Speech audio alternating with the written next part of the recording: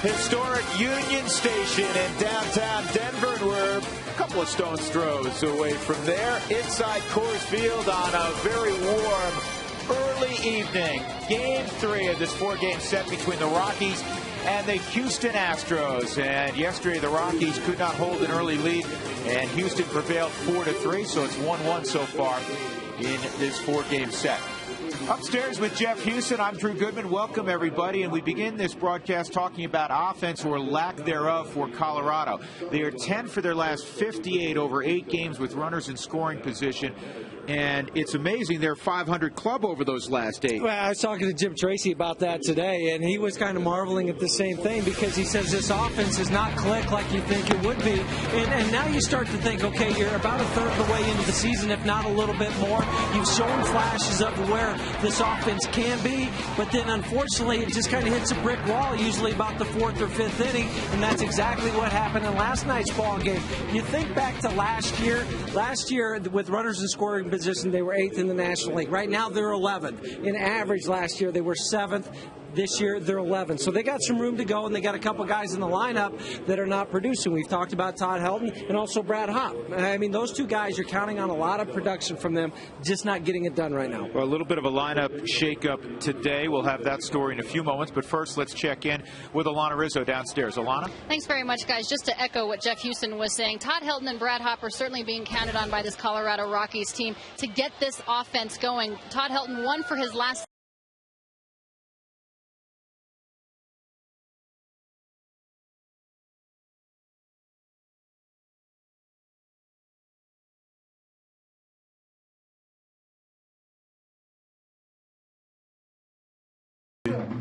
They want to do well. They want to pick up their teammates, and sometimes you press and try to do too much. And Brad Hopp told me the exact same thing. He said, you know what, sometimes we're just pressing too much. We're trying too hard. Every guy trying to be the hero because we've left so many runners on base, guys. Well, you keep waiting for them to break out. You know they will. And tonight, perhaps Aaron Cook will be the beneficiary of a breakout offense.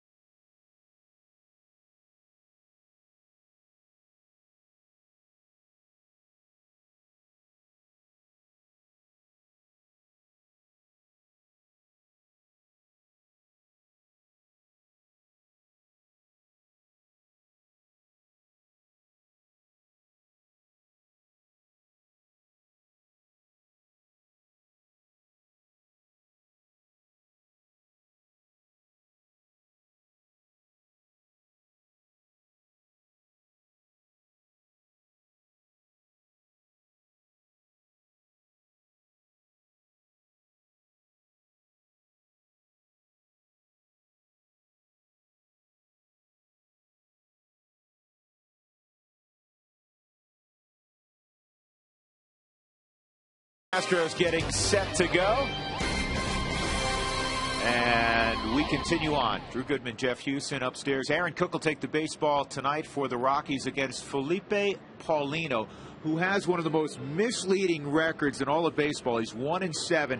We've seen him throw. He's got electric stuff. Well, he does. He's got a fastball that's all the way up to 98 miles an hour. Don't let that record deceive you. His last couple starts, an ERA below 1, and his last 4 starts, the Astros have gone 3-1. And Aaron Cook's going to have to be on top of his game tonight to be able to match Paulino. His last start, he went 8 innings. His last 2 starts, he's gone 8 innings. It actually held Cincinnati hitless there for a while. And the guy is really one of those anomalies because he'll go out there and he'll throw a very hard fastball. He'll come back with a curveball, the slider, so you're not quite sure what you're going to get because he's learned how to mix some of those pitches in. He threw against the Rockies down in Houston. He didn't factor in the decision. He went 6 innings, allowed just 2 runs. He did walk 5. You got to be patient at times with him. So that's the pitching matchup tonight. It's Wednesday night. Wearing a microphone for us is Carlos Gonzalez. Rockies and Astros, come on back to Coors Field with us.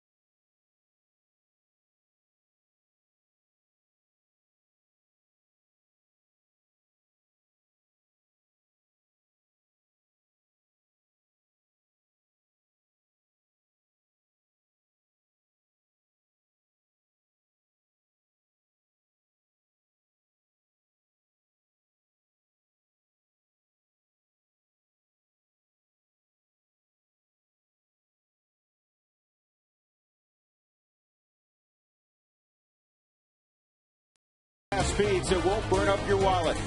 By E470, quick, easy, and available to anyone. Test drive it today. By Ford Super Duty, built stronger, tougher, better, built Ford tough. Ford Super Duty, drive one. And by Grainger, with over 900,000 products for the ones who get it done. The Bourne identity will lead things off for the Houston Astros. Took you 3 games in to use that one. You want to include the 3 in Houston? I haven't run that one yet. We'll do Bourne supremacy tomorrow. How about that? He's having a good year, hitting .279. He leads the National League in stolen bases with 19, and the guy in the foreground is having a terrific year as well. Jeff Keppinger, he's leading him at .308. Lance Berkman will follow. Carlos Lee is 4 for 8, including 3 hits last night. Hunter Pence will be behind Carlos Lee, and then Pedro Feliz, Humberto Quintero, Tommy Manzella, and Felipe Paulino. All of that presented by Southwest.com as we take a look at Aaron Cook's scouting report. Huey?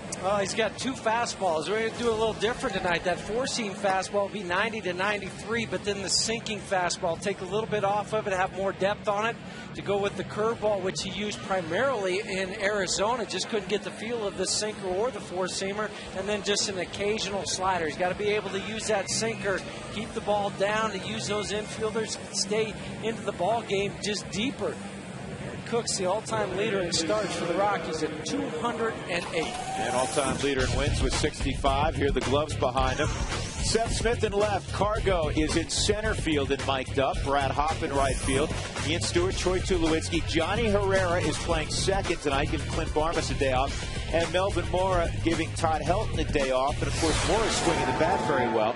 Chris Iannetta will play tonight. Miguel Olivo will go tomorrow and undoubtedly on Friday in the opener against Toronto with Ubaldo Jimenez on the bump. First pitch brought to you by Domino's Pizza. Text keyword pizza followed by a space in your name to 95323 to receive your Domino's special offer and to be entered to win a pizza party for 15. One weekly winner will be chosen.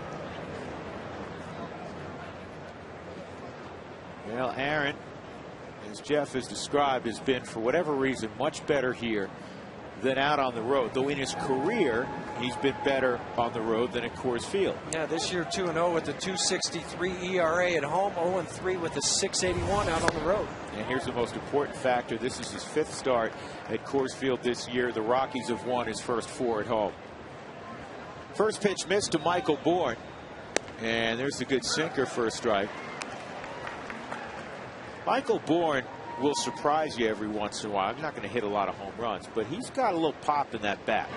And I think that's the thing that surprises you at times, because he's a smaller in stature type of guy, but when he gets those legs behind it, obviously you can run very well, but you'll be able to get a ball over your head occasionally. Good pitch.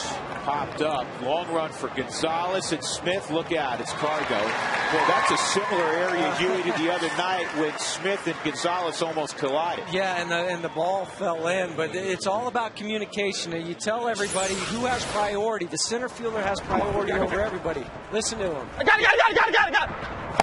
I like the way he said it 4, 5, 6 times, because sometimes you say it just once, guys are listening, and the other guy might be calling it. So if you call it at the same time, you don't hear either one of you. Call it 5 or 6 times. Let everybody in the ballpark know you have it. Here's Jeff Keppinger. Did you ever break out the old, I got it, you take it? Nope, never. Heard that at a 14-year-old game this weekend, but not at a Major League game. Can't do that. Yeah, you'd rather not see that happen at this level. Here's the 1-0 to Keppinger, and it's inside and low 2-0. Keppinger, guy who's always waited his turn, former Cincinnati Red. I was talking to Glenn Allen Hill about him before the game. This guy can hit, and it's not a fluke. He can really swing the bat. He's been a 280 hitter in his career at the big league level. One year with Cincinnati, he had 332 and 241 at bats. That's a strike, 2-2. Well, and right now he's closing in 2 at bats away from 200 on the season. So he's still hitting 300. That's not a fluke to me. No, he's among the league leaders. And it's 3-2. I actually think, even with the great Lance Berkman and Carlos Lee, who's been an absolute RBI machine and hits 300 typically, for Houston right now, their toughest out in the lineups at the plate. He has been the most consistent. And as I mentioned last night, you don't punch him out. That's not Aaron Cook's game anyhow. But Keppinger, one of the toughest men to strike out. Let's take a look at the Suzuki keys to the game. Well, the Rockies defense with Aaron Cook and his sinker, clutch hitting. It's something we talked about in our opening, and finished strong. Last night, you got out to the early lead, just couldn't finish it. This ball turned on and hooking foul, fortunately.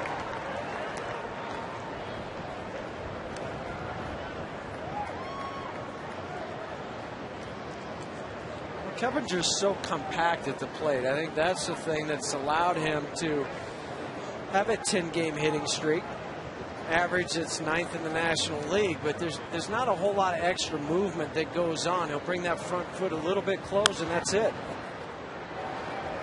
The other thing that Glenn Allen Hill was saying, he handles the outfielders, he's tough to defend because he'll do what he just did. He'll go the other way very well. And then when you think, okay, we're going to shade him that way, he'll turn on a ball. Yeah, to me, he's a little bit in that regard like a Paul Molitor. Now, he's not the hitter that Paul Molitor, but that's the way Paul Molitor was. You didn't know if it's an inside pitch, he might hit it to right field. He might pull it outside, do the same thing. So you don't know how to play those type of guys. Now here's a guy that's had a marvelous career, Lance Berkman, former All-American at Rice. Native Texan, kind of like Michael Bourne, getting to play his home state, his hometown. In today's game, we are participating in the Home Run Challenge. And this afternoon or this evening, every home run will raise $10,000 for prostate cancer research. That's in there. It's 0-2. And you can make a pledge by calling 800-798-CURE or visit pcf.org. Major League Baseball does this every year near Father's Day, and they have raised millions of dollars for prostate cancer research, and we appreciate your donations over the next couple of weeks.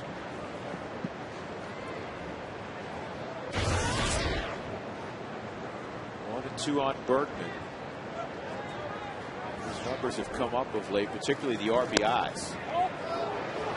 Well, that's part of the reason why the Houston Astros are starting to play better baseball, winning more games. It's just they go hand in hand. You're your number 3-hole hitter, and Brad Mills is happy to see a guy like Berkman come around. And it takes a while because he had the knee surgery we talked about, just to work his way back into shape. And then he makes Carlos Lee better. Everybody in the lineup.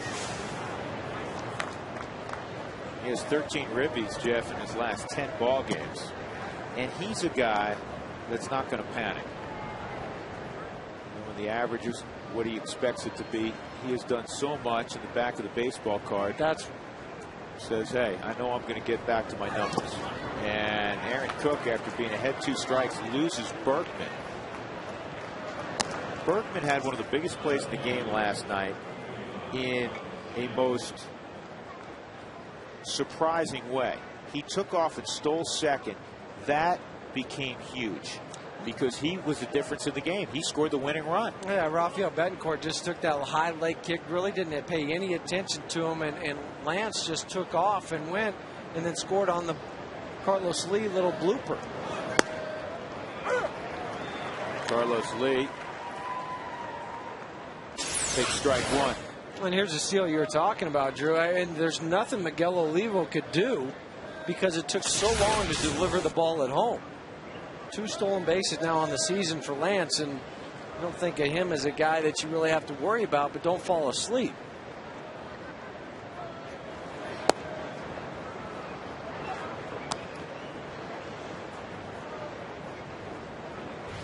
Well, I guess there's a lot of rain on the East Coast. The Marlins at Philadelphia postponed due to rain. The Padres in New York to take on the Mets postponed due to rain. That's with the walk-off last night. And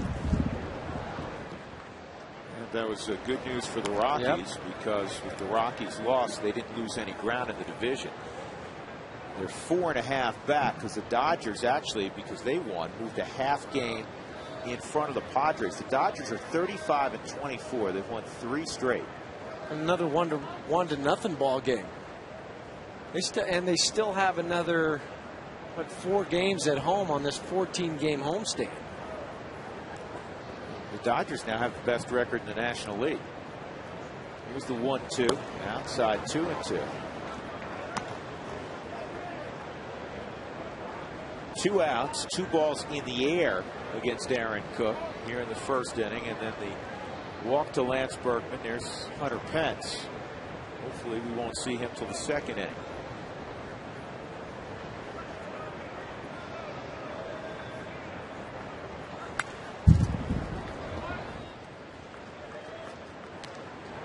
Yeah, it's interesting. Those foul balls on the sinker, they're underneath the ball, not on top of it, which generally when he has the good sink, it's the other way around, Jeff. Well, and the Hyundai cam can show how much movement there was on that baseball. It moved about 1 foot and dropped about 8 inches, and that's why they're working underneath it. Same situation as a moment ago with Berkman. An 0-2 count turns into a 3-2 count. Lance will be off. The only difference now is with Carlos Lee, a right-handed hitter, you can hold Berkman over at first base if you're Melvin Mora. With a lefty, you would play behind him to give yourself a little bit more range. And this is popped up to shallow center field. Carlos Gonzalez has it. Let's see if the Rockies can get a jump on Felipe Paulino when we come back.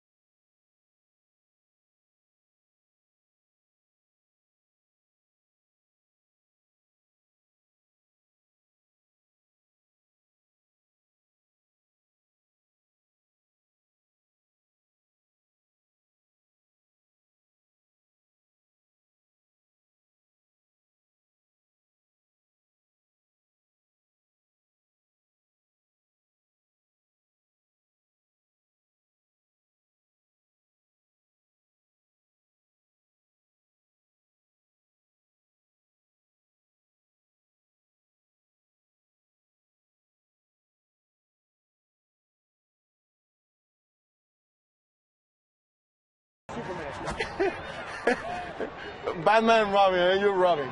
Come on. Why not? Why do I have to be Robin?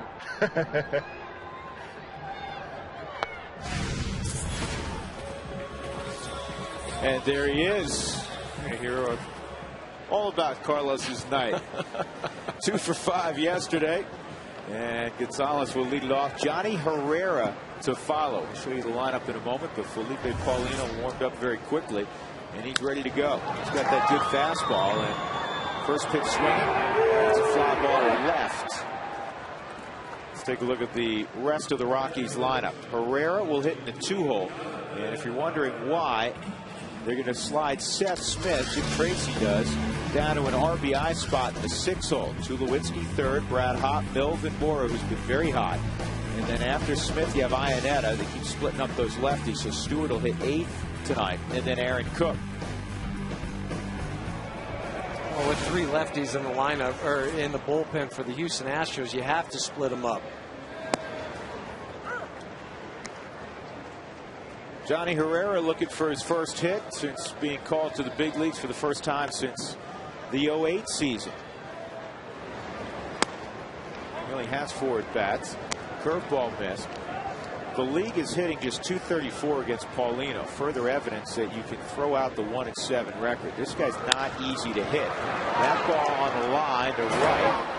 And Hunter Pence gathers it in. 2 outs. Well, part of the reason he's difficult to hit, and as we look at the scouting report on Paulino, is the fastball can range anywhere in the neighborhood of 92 to 98. Hard slider. We saw the curveball a few moments ago at 75. And then an occasional changeup. The number I really found fascinating for Paulino, though, is in all the starts, you look at his record, whatever it is, he has not allowed more than 8 hits in any of his starts this year. Well, we always talk about how hard Ubaldo Jimenez throws, and well we should, with the great movement. He averages above 96 miles an hour on his fastball, which last year led all of baseball. This year the same deal. Paulino averages 95.5 miles an hour. His slider averages almost 88. And Tulowitzki lines it foul. Defensively for the Astros, Carlos Lee in left, Michael Bourne at center, Hunter Pence in right. Pedro Feliz, Tommy Manzella on the left side of the diamond, Jeff Keppinger and Lance Berkman right side, with Quintero doing the catching. Kevin Cash got the start last night.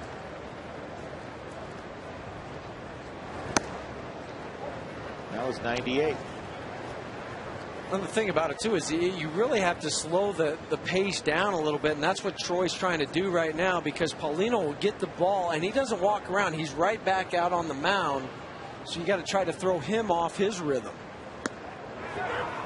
He went around, and it's a strong inning for Paulino. He strikes out Tulowitzki. 1-2-3 start for the 26-year-old from the Dominican Republic. We'll go to the second inning, no score.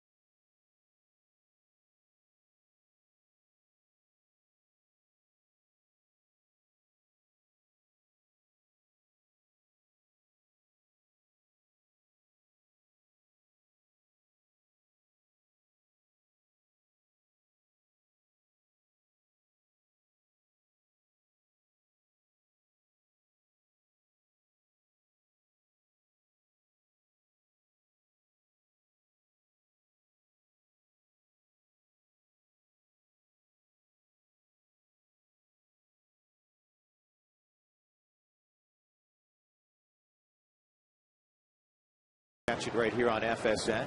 Afternoon affair. Aaron Cook.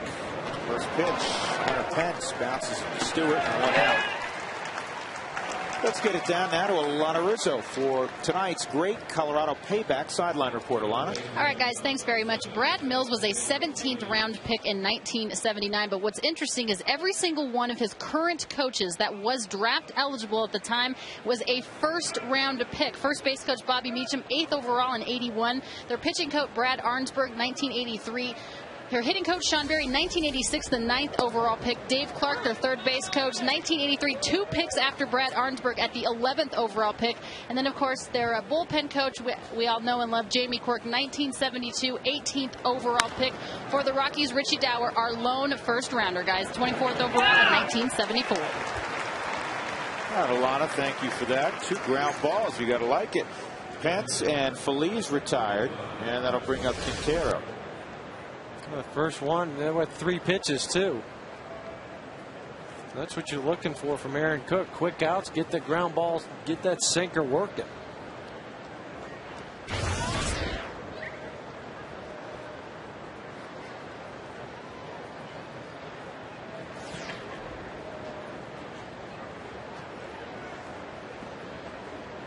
And the first pitch to Quintero's over the outside corner. Alfonso Marquez is the home plate umpire tonight. Tim Timmons at first, Tim Cheetah's at second, and Bob Davidson is at third base. Here's the 0-1. And a ground ball past the diving Melvin Mora. Brad Hopp in the corner, slides to keep the baseball from rattling around in there, and perhaps allowing Quintero to go for 3. So a 2-out double, and Manzella will come up. Took the pitch and it was away from him, but up. No, excuse me, it came back over the inside part of the plate. And that's a ball that's inside. You don't think as a first baseman that's coming down the first base line. You see the trajectory, where it's going to be, where it's going to end up, and it doesn't happen. But Brad sliding over there, putting his feet there first in case he wasn't able to stop him, maybe at least hits his feet to keep Quintero out at second base. Manzella swung the bat well yesterday. That was primarily against Jeff Francis, a lefty. And Jeff pitched very well. Allowed just 2 runs in 7 innings. Deserved a better fate. But Manzella is 12 for 31, a 387 average against left-handed pitching, just a $150 against righties. Well, even that bunt he had, that was off a righty, but that was the only thing he could do. If you're able to work that outside part of the plate on Manzella, he's not going to stand a chance. You can throw the sinker away, you can throw the hard slider, whatever you want to do, and you can get him. Right now, to me, he's overmatched against right-handed pitching at this level. The numbers bear it out, too. The numbers would suggest that. Here's the 1-1. 2-1. Manzella 3 for 20 in the month of June. 2 of those were last night.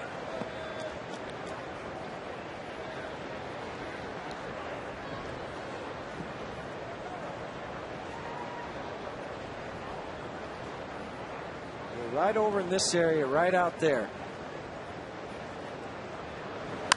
And slice to second. Johnny Herrera stays with it. That's well done. That's the beauty of being on the right side of the infield, isn't it, Jeff? Yep, but he blocked it, made the throw.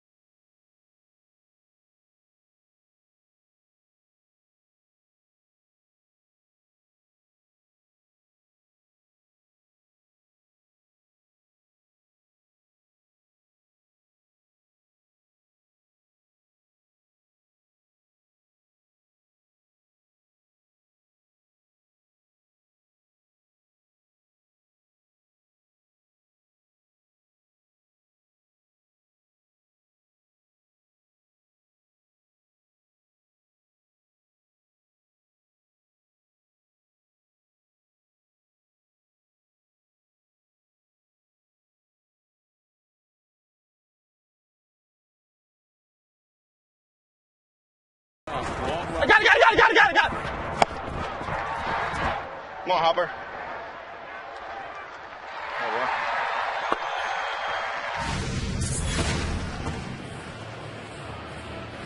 Carlos Gonzalez kind enough to wear a mic for us tonight as he sits on the bench with tomorrow's starting pitcher, Yolis Chassin. Brad Hopp will lead things off here in the second inning. Brad, a couple of hits yesterday. In fact, 3 straight ball games with at least 2 hits. He's produced 25 home runs in the month of June in his career. That's his best month for home runs. 1-1, Felipe Paulino. I thought he had one last night, too. That ball he hit to left field just was a great catch by Jason Michaels.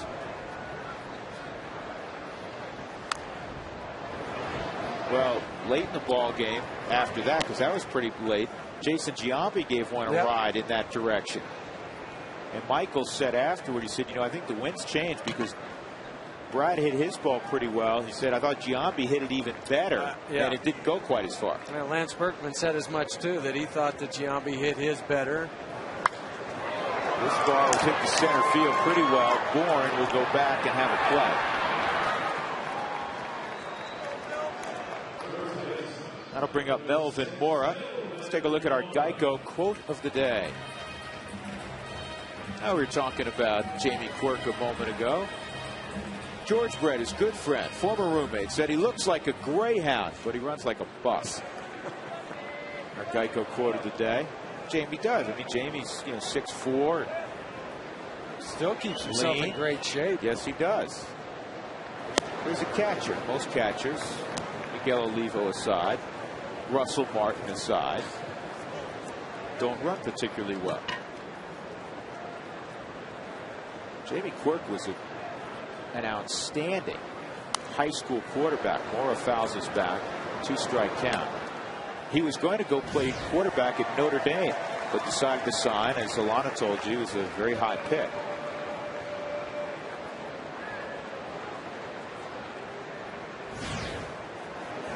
And Mora drives it down the right field line. Run, baby, run.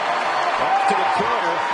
And Pence comes up with it. Mora will stop at second with an 0-2 double. That's what he's been doing every night. And it's just a professional piece of hitting. We've talked about it before. What does that mean? Just taking the ball that's away from you and not swinging too hard, just making a little contact at the baseball. Just a four-seam fastball.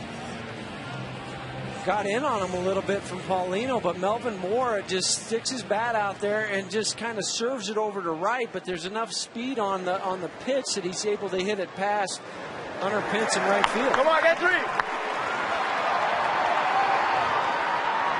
And this is why Seth Smith is now hitting in the 6-hole tonight.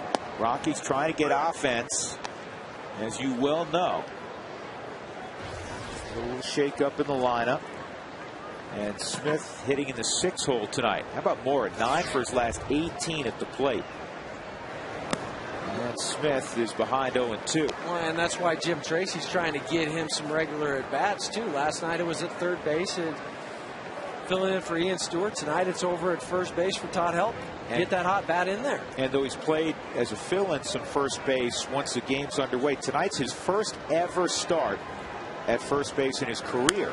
And this is a soft serve, pop fly. It's going to drop. Moore got a pretty good read. Pence up with the baseball, throw to the plate. Moore on the in there. And moving to second on the throw is Seth Smith. Moore under the tag of Humberto Quintero. Very good throw from Pence. A great read off the bat by Mora. Everything about this play, Drew, was great because it was Seth Smith, first of all, not trying to hit the ball out of the ballpark. It was a breaking pitch. What does he do? He kind of looks a little foolish out front. He takes his hand off the bat, just drops it into center field. So he didn't take the big swing that you see sometimes. Melvin Mora, first look to see where the outfielders were, got the good read, goes into home, slides underneath the tag of Humberto Quintero, but then because of the high throw, then Seth goes to second base. Everything, there was 3 great things in that whole one sequence of events. You described it very well. A professional job by Mora with the read, and a professional job at the plate of getting the ball in play way behind in the count by Smith. 2-0 count on Chris Iannetta. Sometimes that's all it takes. It doesn't take a 2-run home run. That one hurts to an opposing team just as much as a 2-run blast does because you think you got him down in the count. He hits a pitch that he really shouldn't maybe, but it wasn't because it was a big out-of-control swing. Well, think about it. Mora, 0-2 count, double down the right field line. Right. Smith, 0-2 count, and he punches a single to center field. How many times we say choke up on the bat, just make contact? Well, if you get it in play, good things potentially can happen. It's like the putt you leave short on the green, right? Never going to go in. It is never going to go in. Oh, you strike out, you drag your back to the bat rack, and you're mumbling to yourself. Unless you're playing with Frazier, and he goes, hey, pick it up. That was That's good. Love playing with George. Off the end of the bat, that one shoots past Ian Stewart. Chris Iannetta swung the bat very well on a tune-up in Colorado Springs in a 350 neighborhood. Chris is playing behind Miguel Olivo, who's entrenched himself as the everyday catcher. And a ground ball. Manzella will have to go to first, and that's a good read by Seth Smith. That was slow enough that you can cross over. Yeah, if you beat the ball in the hole, then you go ahead and go. If you have to wait for it too much and then the ball passes you, then you don't go. Here he got the read on it, and because it was about simultaneously where that ball was and where he was, and the secondary lead that allowed him to get to third base, Manzella just went to get the out. It's going to be interesting now to see with 2 outs how they're going to pitch to Ian Stewart, because you have the pitcher on deck. Well, that's in there for a strike.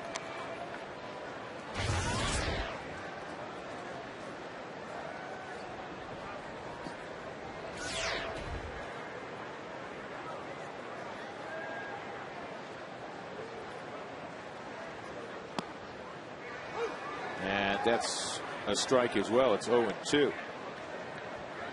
This is the 5th time this year that Ian Stewart's hit out of the 8-hole. He's been hitting 6, primarily 7. Stewart's 1 for 2 with a home run against Paulino. The home run was last year. In fact, Paulino gave up 20 home runs last year in 97 plus innings. This year, in 67 1/3, he's given up the same number of home runs as Ubaldo Jimenez, just 2. Well, he's learned how to pitch at this level. And a slow ground ball to Keppinger. Rockies get a run. Smith is left at third base. Melvin Moore got it going with a double down the right field line. Come on. Come on, come on.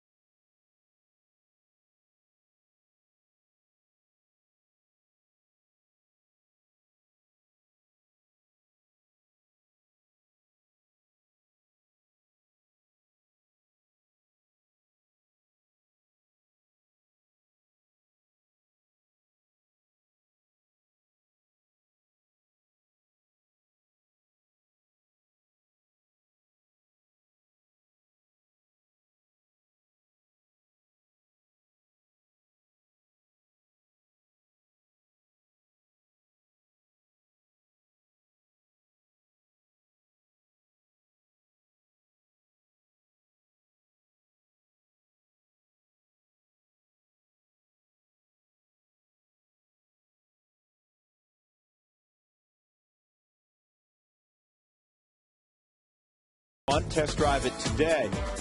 Rockies will finish this series with the Astros, and thus their season series tomorrow afternoon. Then Toronto Blue Jays come to town. Interleague play continues. Monday's an off day. Then it's on to Target Field, Minneapolis, to see Ron Gardenhire's Twins. Really looking forward to that. New stadium. They always play the game right. Paulino with a 2-hopper to Tulowitzki. 1 out. How about the defense they play for Gardenhire? They always have. I mean, you know what? There was a seamless transition from Tom Kelly to Ron Gardenhire. And I think it goes back to the point where everybody's been in that organization for so long that they just know that it's the Minnesota Twins way. And Ron's just kind of followed in the footsteps. They have 15. They had 15 errors the other day as a 16 team. Is it now 16? Yeah, it jumped up there. And here's a shot at Tulowitzki. Nice hands. Got to get rid of it quick. That's one who's running, and he got rid of it so quick. He got born by 3 strides. Great play by Tulowitzki. But Ian Desmond, who's an exciting and very talented young shortstop with Washington, who has great range and can make some fabulous plays, but with typical of young shortstops, as you look at a guy who's becoming more veteran, he's made some errors. He's made 15 errors, basically the same number of errors as the entire Minnesota Twins team. And you could see it in the past maybe because they had the artificial turf, but now they go to that natural grass, more elements that are involved, rain, cold early on in the season, but they still play good defense. we'll get a big chance to talk about them next week as Keppinger steps in quickly behind 0-2. But you know, gets overshadowed there. One of the best players in the game. Joe Mauer overshadows Justin Morneau. I would agree. But that's also, I think, helped Justin Morneau because he can kind of fly under the radar a little bit because Mauer takes all the pressure from him. 2-strike count. Great pitch. Yeah. I mean, that is a great 2-strike pitch. I don't know what Alfonso Marquez was looking at. Maybe he might have just missed it. And sometimes umpires will kind of tap the catcher on the shoulder, let him know that he missed it. Tulowitzki was busy. That ties a major league record. Held by many. 6-pitch inning.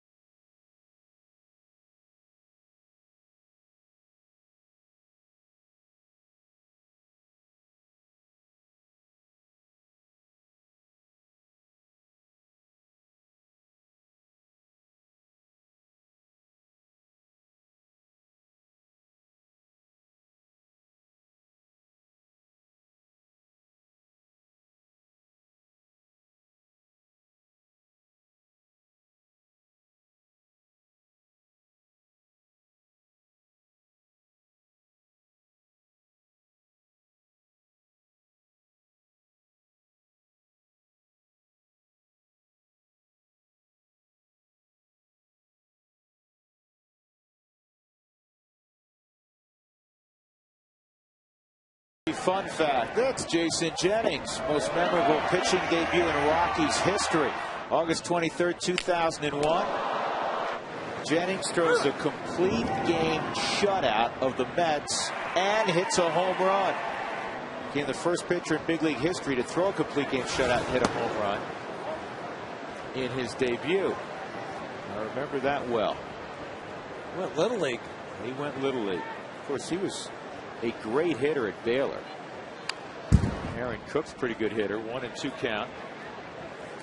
Did you know that running your dishwasher when it's full saves you energy and money? Get other cost-saving tips at responsiblebynature.com.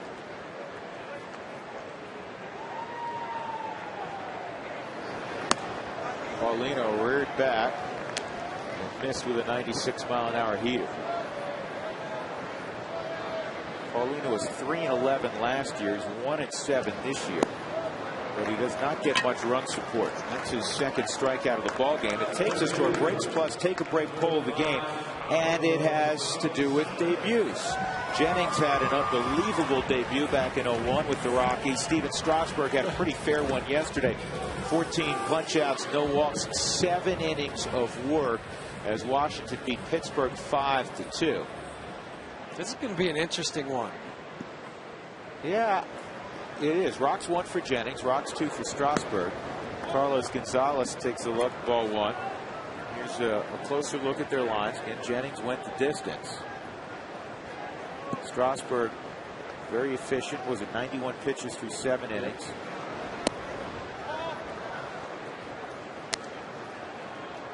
So text 95323 to vote. And by the way, show you your text. At Breaks Plus in June, receive an oil change and filter, rotate balance, tires, front wiper blades, $50. Keppinger throws out Carlos Gonzalez. I'll bring up Johnny Herrera. Hit the ball hard his first time. Lined it to fairly deep right where Hunter Pence took a couple steps back and made the catch. How would you vote? I would have to vote Strasburg just because of the hype that kid had to deal with on a national level. And it was on a national level. There was media members seemingly from all over the world covering his debut. 0-2. And that's why I would say it. I don't think it would. I mean, 14 strikeouts is a fine performance, but also a complete game with the home run. That is too. But I just, the media, the way everybody anticipated this guy since he was a #1 pick last year. 1-2-3 inning for Paulino. Rockies have the lead as we go to the fourth. It is 1-0.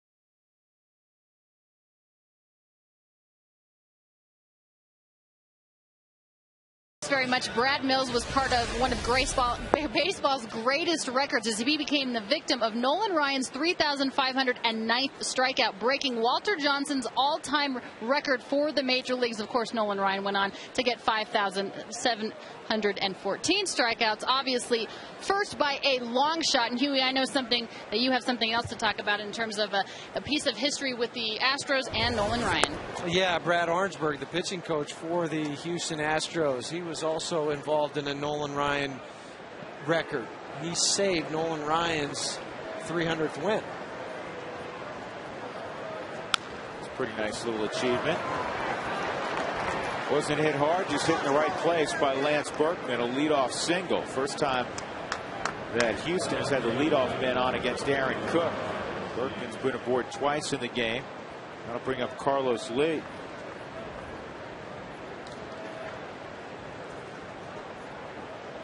Well, if there's one guy you want up in this situation to try to hit into a double play, it's going to be Carlos Lee. 10 times already this season he's done that. He's not run well. Even if he hits the ball soft, you still have an opportunity to turn two. He hits it in the air, though. Carlos Gonzalez in right center has a long run, and he will get there.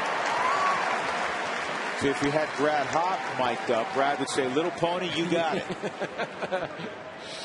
But instead, the center fielder has priority over the outfielder. I got it. I just love the way they communicate. It's so important because when you're playing in front of 35, 40,000 people, it's tough to hear sometimes, but you got to be able to yell it loud enough and enough time that the other guy gets out of your way so you don't have those collisions. Hunter Pence hit a ground ball to short his first time.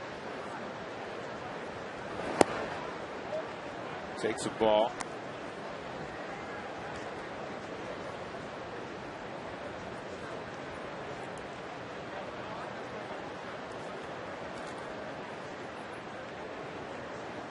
Draft concluded today. Rockies with 51 selections because they had a supplemental first-round pick on Monday. So today was basically rounds 31 through 50. Also, hey, a big congratulations to a terrific young man who can swing the bat a little bit. Chris O'Dowd, Dan and Jackie's son. Freshman All-American at Dartmouth this year. He ended up hitting 3-hole for him. Hit 384 with 6 home runs, close to 40 RBIs. Well done. And I tell you what, they gave A&M all they wanted in that sub-regional. Yes, they did. Lost 4-3 late to the Aggies.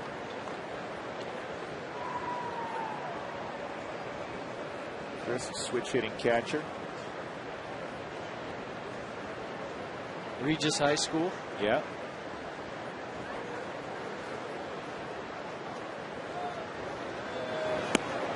Well, that's a little low. 2-1. Hey, fans, don't forget to get your tickets to see the American League's Toronto Blue Jays, who come into town this Friday, and also the Red Sox at Coors Field later on this month.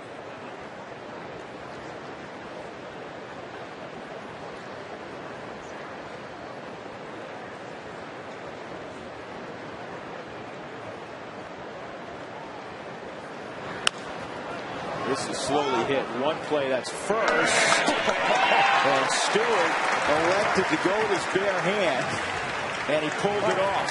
Yeah, he pulled it off because typically the rule of thumb is when that ball's bouncing, you use your glove. If it's rolling, you can use your bare hand. And he knows with Hunter Pence, he can't go to his glove and make the transfer and still get him out because he runs so well, even from the right side. So he goes bare hand, able to make the strong throw, stretched by Melvin Moore, and get him by a half a step.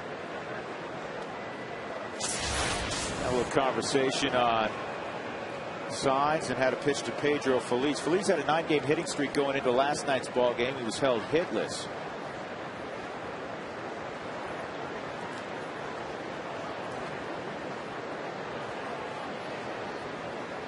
Pedro's gone football on us since wearing number 77 this year.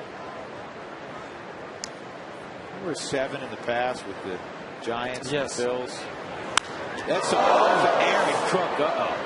And Tulowitzki can get the out at first. Aaron acting like he's fine. Ouch. Wow. 1-6-3. And the fact that it hit him, unfortunately, he's okay, it looks like. It also saved the run.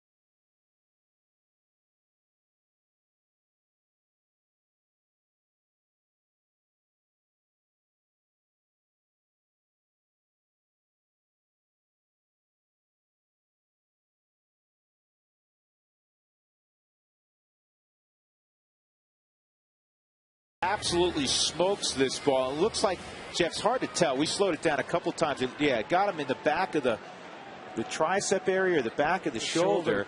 Keith Duggar working on it. You know it's going to produce a knot at some point. Well, and that's the thing. You just got to kind of watch the rest of the game. Is it going to stiffen up at all? Because you can't put ice on it right now.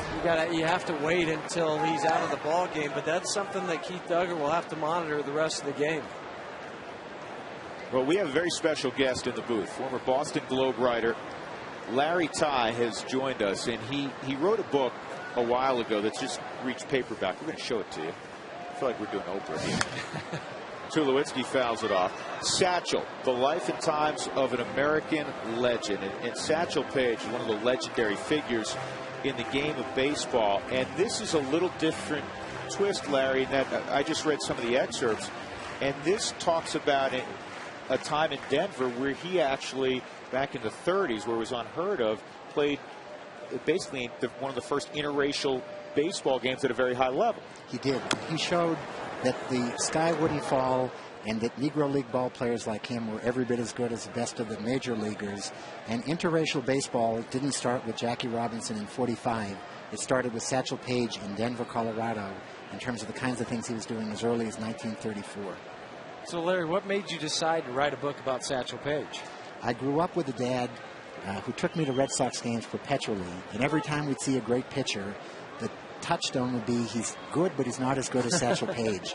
And he was a guy that everybody in America had heard of and nobody knew anything about. So he was the perfect guy. There were 25 biographies of Babe Ruth and of Joe DiMaggio and no definitive work on Satchel Paige. Tulowitzki struggling with Felipe Paulino. That's the second time he has been struck out by Paulino on a check swing. One out, that'll bring up Brad Hopp. What did you learn about Paige in doing your research for the novel that you were unaware of, or maybe surprised at? I was surprised at how much he told the truth. Everybody thought that most of what Satchel was saying was legend and his invention. He said, for instance, that he pitched 2,500 ball games, which would have been twice the major league record holder. And the incredible thing was he did. Wow. And, of course, made his major league debut at 42. And kind of a pedestrian type of record as a big leaguer, but we could allow that because he was well into his 40s when he came. But people who faced him and talked about him at the big league level said he still had extraordinary stuff. He did. He came up in 48 with the Indians, signed a contract, his first ever in the majors, on his 42nd birthday. He helped pitch them to the pennant and to the last time the Indians won a World Series. At the end of that season in 48, 12 sports writers like you voted for Satchel as their choice of the Rookie of the Year, to which he said, "I'm delighted, but I'm not quite sure what year you're talking about." So how long did it take you to write this book, and how many interviews did you conduct? More than 200 interviews with ancient Negro leaguers and major leaguers, 2 years, and every bit of it a pleasure. Let me ask you, because Satchel had ties to the Kansas City Monarchs, one of the great Negro League teams of all time, one of the great ambassadors to baseball in general, and passed away not all that long ago, Buck O'Neill. Were you able to visit with Buck prior to his passing on this? Twice. And I heard Buck tell his great stories, and I realized after a while which of the stories were true, which was a lot of them, and which ones were embellishment, which were some of the others. But that's in the grand tradition of this game, right? You have to embellish stories. The grand tradition is you don't believe in a book like this, a story told by a baseball player, be he major leaguer or Negro leaguer, until you hear it 3 times.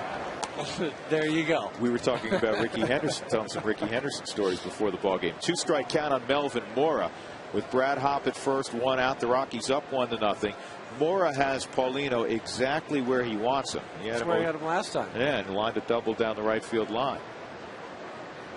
Larry Ty has joined us. He's written an outstanding novel, Satchel, The Life and Times of an American Legend, and it is available now in paperback as well. Right, just in time for Father's Day. Just in time for Father's Day, appropriately enough. And you are going to be doing a book signing or 2 here in Denver. You're going to be at the Tattered Cover? Actually, I was last night. Okay. They've got lots of signed books left. So. Okay. Great. Very good. So I look back, you have a great picture of him on the cover. Look at the gloves way inside. The gloves that they used back in the day. My father has given me a couple of his gloves from growing up, and you look at them, and when players today complain about, yeah, man, I got thumbed, I have a sore, oh. this, right? Yeah. Well, I mean, they might as well put a pillow on your head. Yeah, I have thicker winter gloves than this. On the ground is short, and Brad Hopp thought that was going to be caught, so he went back to the bag. 6-4-3 double play. Larry, thank you very much. I know you have a busy schedule. We appreciate it. It's Satchel, the life and times of an American legend. Good. Really appreciate it. Thank you. You bet. Thanks a lot. Thank you. You bet. 1-0 Colorado.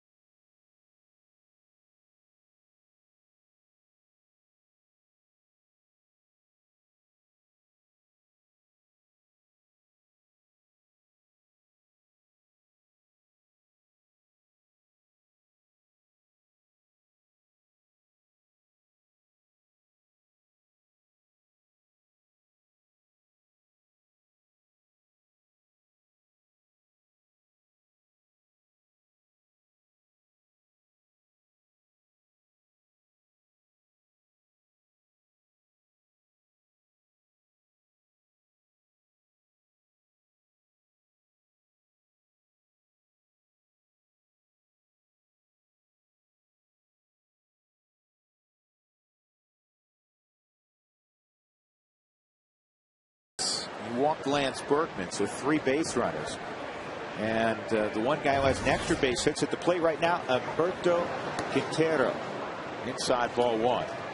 Well, Aaron Cook started out the ball game with 3 fly balls to get out in that first inning, but since then only 1 fly ball, 8 ground balls. Of course, aided by the one off his back to Troy to end that last inning. Let's take a look at a Colorado Lottery replay. The double by Quintero in the second inning, just kind of shot it down that first base line past the diving Melvin Moore. Good effort by Melvin. And Brad Hopp would have to play goalie on it. So fortunately, Aaron got the next man. And this is going to be dropped into right field for a base hit. So Quintero is 2 for 2. Well, his approach so far has been to try to hit that sinker. If it's elevated at all, try to hit it to right field. Let's take a look at our decks this date in history. Angel Echeverria, remember him, Rockies fans? He hit 2 home runs, had 5 ribbies to lead the Rockies to a 16-11 victory over the Seattle Mariners. The teams combined for 10 home runs, which is tied for a Coors Field record to this day. This date in history brought to you by Dex One, Marketing Solutions Business Results. Tommy Manziel at the plate. And he takes strike 1.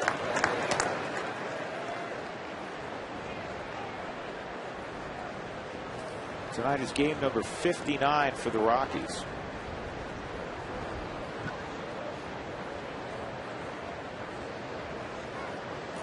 We're 36% of the way through the season. Just did that in your head. No, I did it earlier today because I was thinking about it. How far along are you? I mean, you're into June. So I just did it at home earlier when I was doing some notes for the ball game.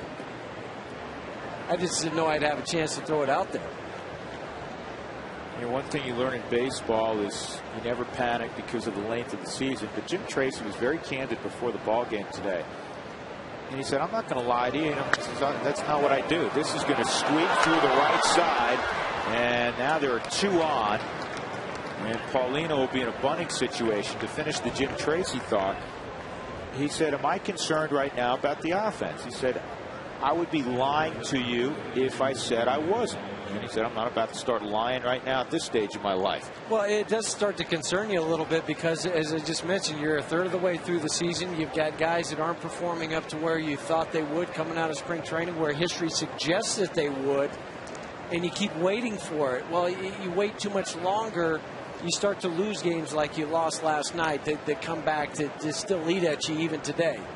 Same thing. I mean, you're white knuckling this thing. It's the middle innings, but you're up a run, and you had a soft single and then an 18 hopper that found a hole. Well, now Paulino gets a bunt down. You have the top of the order with a couple of swipes at producing a lead for Houston. Yeah, and it's kind of what happened last night. You let them get back into the game. There was 3-2, and then a little seeing-eye single. You had a balk. Next thing you know, a blue base hit. They scored, tied up. Another one that doesn't get out of the infield, drives in another run. So you got to execute your bunt defense right now. Well, Cook's going to take a gamble, and Iannetta, boy, you could see it. You heard him from up here, and we have the luxury of watching from up high. And you're saying, man, even if that throw's perfect, I don't know if you're going to get him. Quintero got a good jump, good secondary lead to his credit, and now you have bases loaded, nobody out. When in doubt, get the out. That's what you have to do there, and that bunt was just so far out. Yeah, if it's a perfect throw, you might get him, but then it's kind of that judgment call. But Aaron had to come in so far, and you could see Chris pointing, and then the stretch from Ian Stewart. He tried to stretch and reach for it and get it, just didn't get it. And now you're in a mess of trouble because you got the bases loaded. You got Michael Bourne, who's got all kinds of speed in the game, hitting at the plate. So you got to play your infield kind of halfway in. But it's going to be difficult to double a guy up. And again, you don't have a guy that strikes people out on the mound.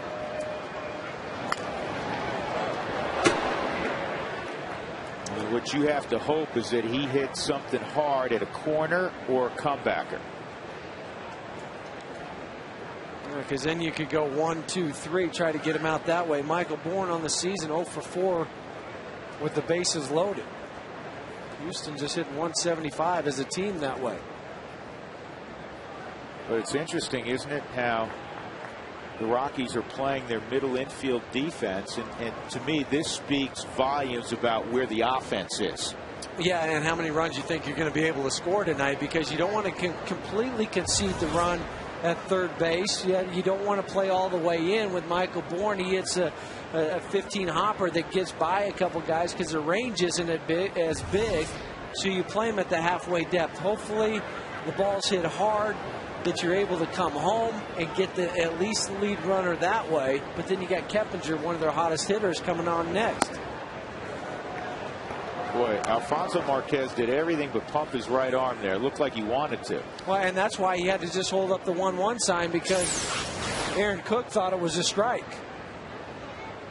And you can't miss those pitches right there. It was a mistake pitch. Michael Bourne should have hit that, but that's belled high right over the middle part of the plate.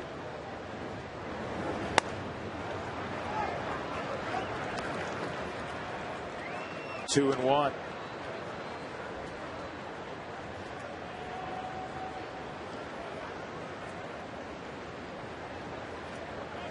A bloop, a seeing eye hit, and probably a poor decision to try to get the runner at third. And that's a base hit up the middle. Manzella's going to score as well. Houston's going to have a 2-1 lead. No, they held him. Dave Clark held up Manzella. And I think he would have scored easily, because the ball was dying in the grass. As hard as Carlos Gonzalez was going after it, the ball was dying in the grass. And the other thing, too, is where Manzella was, where the infielders were, you know that there's nothing you have to do as a base runner. It's to your left. You know it's not hit very hard, so you're running hard the whole way. I'm just surprised Dave Clark held him up. And maybe you go back to the point, well, we got our best hitter in Jeff Keppinger, one of our hottest hitters coming up right now, and nobody out. I can't take a chance on him getting thrown out at the plate.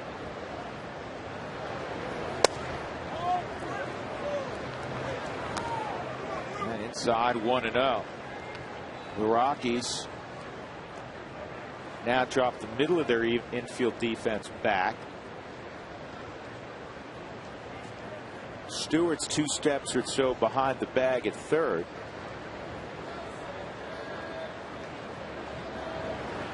And this should be 2, but it'll score a run. Houston takes the lead on the double play. I'll take that at this point, though. Well, the way this inning's been going, you bet. Go ahead and sacrifice that run. It's not an RBI for Keppinger. But with the bases loaded, you get that all-important double play. And now you've got Berkman coming up, but you'll trade that 1 run for the 2 outs. 68 double play now for the Rockies on the season. Berkman a walk and a single.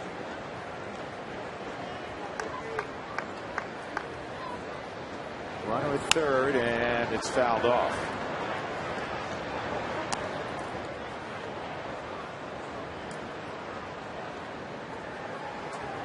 Most of Berkman's at bats, the large majority in his career, have been actually from the left side of the plate. He hits more than 40 points better from this side than the right side. 1-1.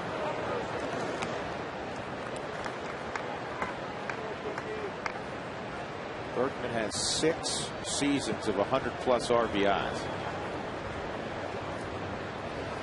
He's hit 319 lifetime home runs. And later on this year, he'll pass the 1,100 mark in RBIs. Ground ball to second. Aaron Cook, considering the circumstances, did pretty well, but Houston has a 2-1 lead, middle of 5 at Coors Field.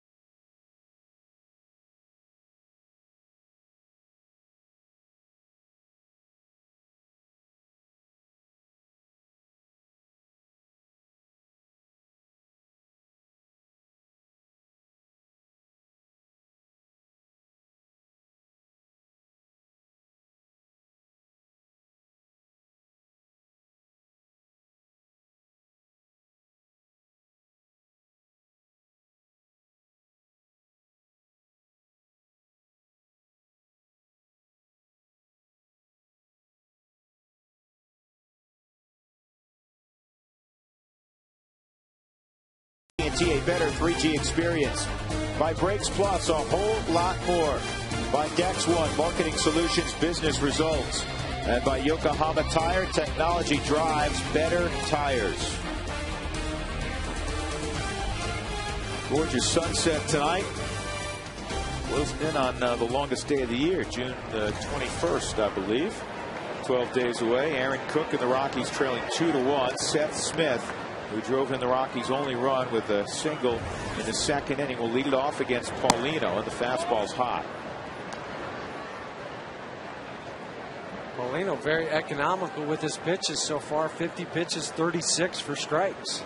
Coming in, we've been walking basically 4.5 batters per 9 innings, which was higher than his rate of last year.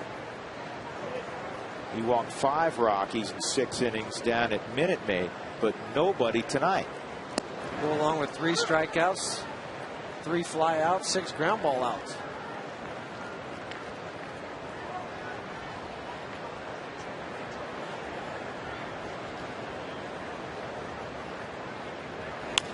And this is chopped over the mound on the backhand. Cabinger's not going to get him. Good job by Seth Smith legging out an infield hit.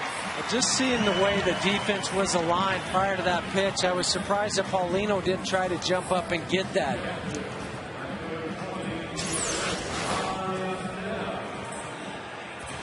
Fastball down and away out of the strike zone. He pulled his hand back, and Paulino did, as that ball was chopped over his head. But Keppinger ranged far, strong throw, but Seth was able to beat it out. Monday Cam, just as his foot gets down, Lance Berkman uses that base to get a little extra 3 inches or so on that stretch. Chris Ionetta hit a ground ball to short his first time up. And he waves at that one. It's 0-1.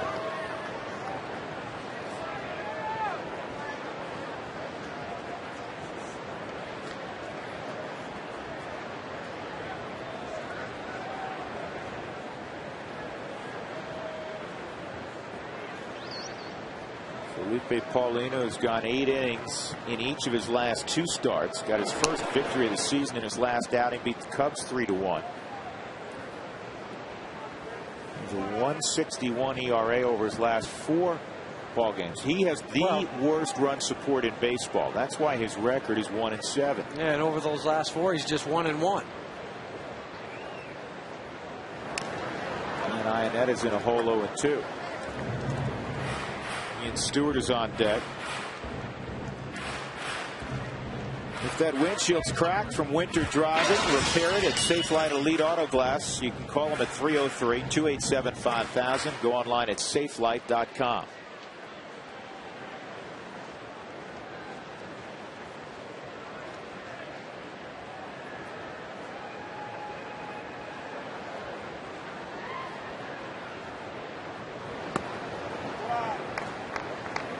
Your time and Paulino to the plate. I just don't. Ionetta strikes out too much to send, but you know, an average, solid average runner in Smith, right? Well, I'm just getting it for later on, maybe to see what he is to the plate. But he's pretty quick. Even for a big guy, he gets rid of that ball in usually under 1.22 seconds to the plate. Yeah, so there's no way you can risk it. No, but if you're Seth Smith right now with a 1-2 count, what do? You anticipate a ball in the dirt, so if it kicks away, you can advance to second base. 2-2.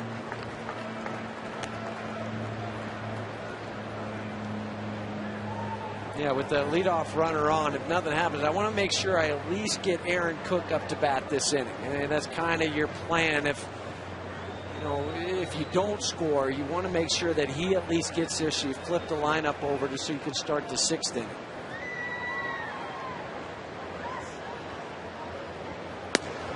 Three and two. Well, we'll see what Jim Tracy does here. I wouldn't start. I still would. I'm with you. I would not start him. No, because you don't want to strike him out, throw him out to sniff out whatever kind of little rally you might have.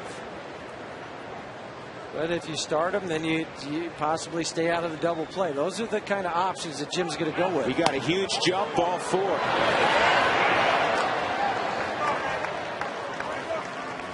Nice at bat from Chris to work his way back from 0-2 to get that walk. And now the Rockies have 2 aboard, nobody out for Stewart. We take a look at our AT&T trivia question tonight. Who holds the big league record for most consecutive strikeouts to begin a game? After that start yesterday by Steven Strasburg, got us thinking about punch-outs. Strasburg struck out the last 7 he faced. Now, you played behind Ryan a bunch. I remember as a kid watching Seaver, I think he had 10 punch-outs in a row to finish a ball game. I'm sure Ryan had some great runs. Yeah. I don't know about Kerry Wood's 20 strikeout ball game. Stewart takes strike 1. Stewart grounded out to second his first time up. 271 average. Tying runners at second. Go ahead run at first. Nobody out. 2-1 Houston. Bottom of 5 at Coors Field.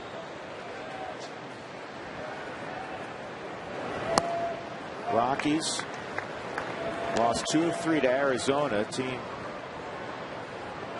along with Houston, in terms of record-wise, been the bottom of the barrel of the National League. And the Rockies this year are 2-3 against the Astros. Way outside. You know, Paulino's last few deliveries, Jeff, kind of flying open, coming out of that delivery a little bit. That's the Paulino that gets into trouble. Overthrowing Paulino. That's the one that's in trouble right now, because the last pitch was 96 miles an hour, but right out of the hand, you see it as a ball, as a hitter. And that's when he starts to get into trouble.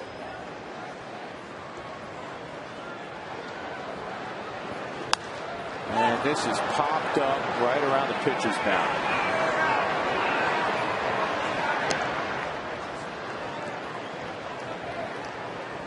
The other thing we could kind of look at too, Drew, with that is Paulino was out on the bases a long time last half inning. Maybe that took a little bit out of him. That's why he's struggling a little bit this inning. Yeah, but that's a big out. It is. It's a huge out. That's a huge out, because now you have the pitcher spot in Aaron Cook.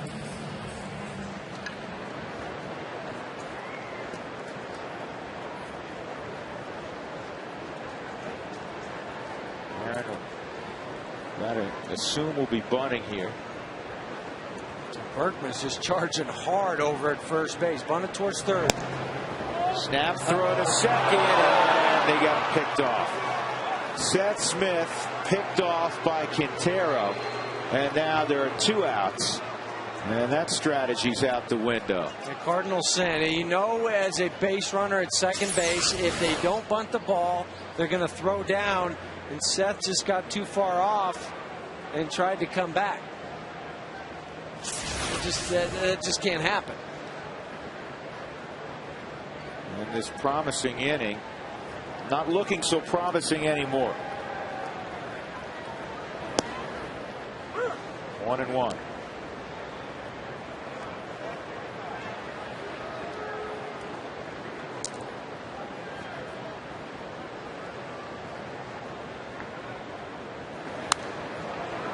Good swing by Aaron.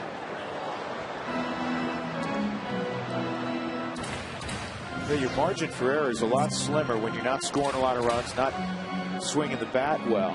And that's coupled with the fact that you're facing a very good pitcher. I was talking to Troy Tulowitzki before the ball game. And just to continue our theme about how you can forget the record with this guy, he's got really good stuff. And that's why those mistakes, it's you just had the base running one. You can't get on the back pick from the catcher. I mean, little things like that when you're not scoring, as we talked about, those are the type of plays that just hurt you.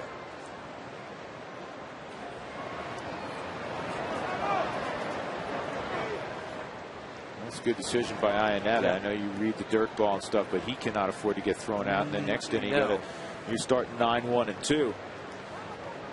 Time for tonight's Quest high-speed pitch. Paulino's touched 98, Aaron 92. Brought to you by Quest, the high-speed internet provider of the Colorado Rockies.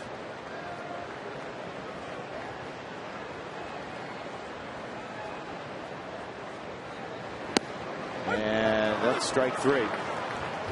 So the Rockies had an infield hit in the walk with nobody out, and they get just 2 batters after that. 2-1 Houston.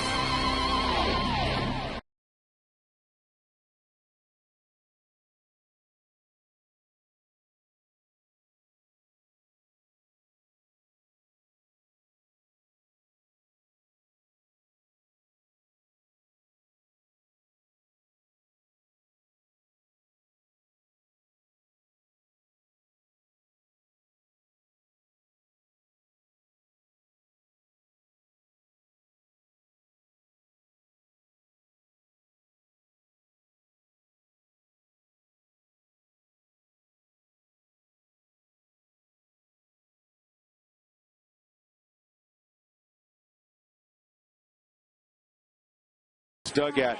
Trace, the margin of error, especially with a guy like Paulino, is very slim. You can't give away outs, can you? No, you can't, Drew. And actually, the margin of error, like you're suggesting, becomes even slimmer while we try to continue to sort some things out offensively. And when you're performing right now at the rate that we are offensively, every little mistake that we make can be talked about at the end of the evening. All right. Hey, Trace, good luck the rest of the way. All right, Drew, thanks. We appreciate it.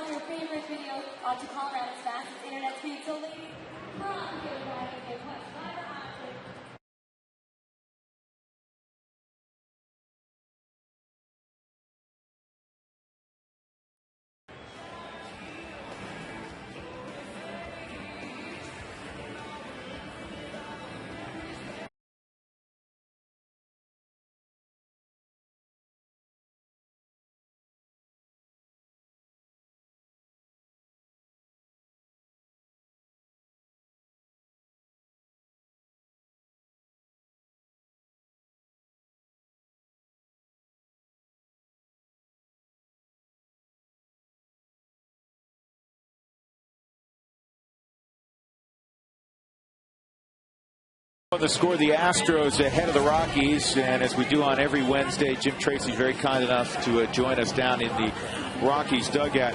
Trace, the margin of error, especially with a guy like Paulino, is very slim. You can't give away outs, can you? No, you can't, Drew. And actually, the margin of error, like you're suggesting, becomes even slimmer while we try to continue to sort some things out offensively. And when you're performing right now at the rate that we are offensively, every little mistake that we make can be talked about at the end of the evening. All right. Hey, Trace, good luck the rest of the way. All right, Drew, thanks. We appreciate it. Aaron Cook facing Carlos Lee, and Carlos Lee trying to see if he can hit the ball to Fort Collins. 1-1. Pretty difficult to do when your feet aren't planted in the ground and you're swinging and you almost spin yourself like a top.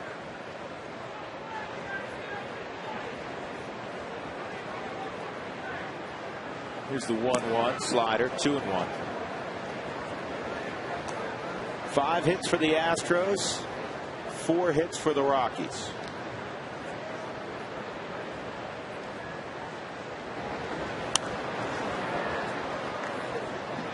Two and two. Lee will be followed by Pence and Pedro Feliz.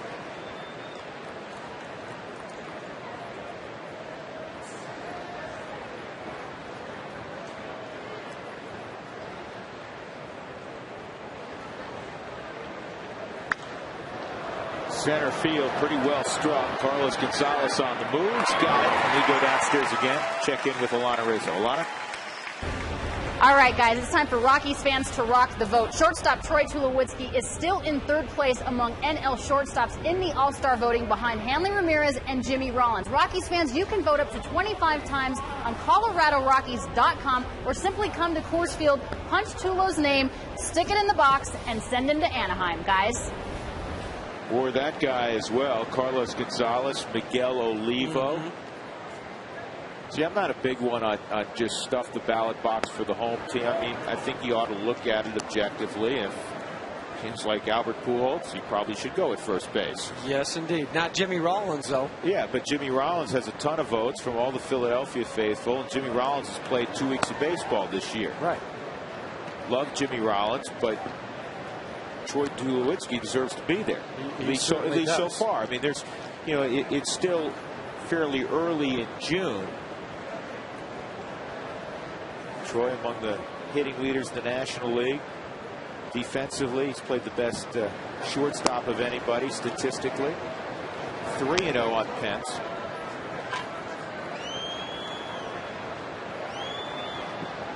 But it's getting to be that time of year where you kind of start to talk about the All-Star guys, though. Yeah, you're right. Absolutely. The Home Depot doing more on defense. Picked up by Ian Stewart with the bare hand. And he's going to have another chance. Stewart the glove here. He did. And he gets the same result. A little bit easier hop that time because you're coming straight in. You get it, grab it with both hands about your waist, and throw on the run. Tell you what, the left side of that defense is pretty sound. And the right side with Barmes and Helton Outstanding defense. 2 outs. Pedro Feliz coming up. Here's our AT&T trivia question. Once again, looking for the big league record. Actually, the guy who holds it for the most consecutive strikeouts to start the ball game. Well, he's in the yard. This is shattered blooper, and Tulowitzki will get it. Jim Deshays, who's next door doing the broadcast, and it was a September broadcast, or September ball game when he did it. And I said, "You didn't strike out the pitcher, JD?"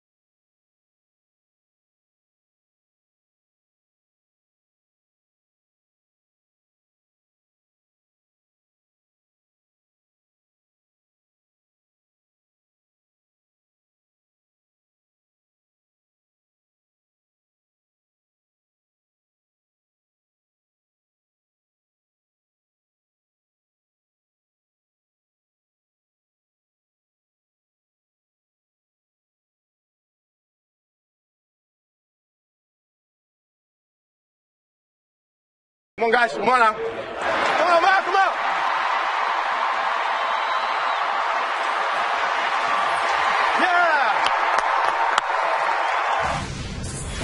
Yeah, starting to get late in the ball game. Bottom of the 6th inning. Just a 1-run differential on the scoreboard. 2-1 Houston. Rockies got the first run back in the 2nd. Carlos Gonzalez, fly ball left field and a ground ball to 2nd. And that's a strike at 95 on the outside corner. That's one thing so far that Paulino has not lost is any miles per hour on his fastball. Able to maintain it so far throughout the ball game. And Gonzalez fouls this pitch off. It's 0-2. Rockies 16-10 this year at home.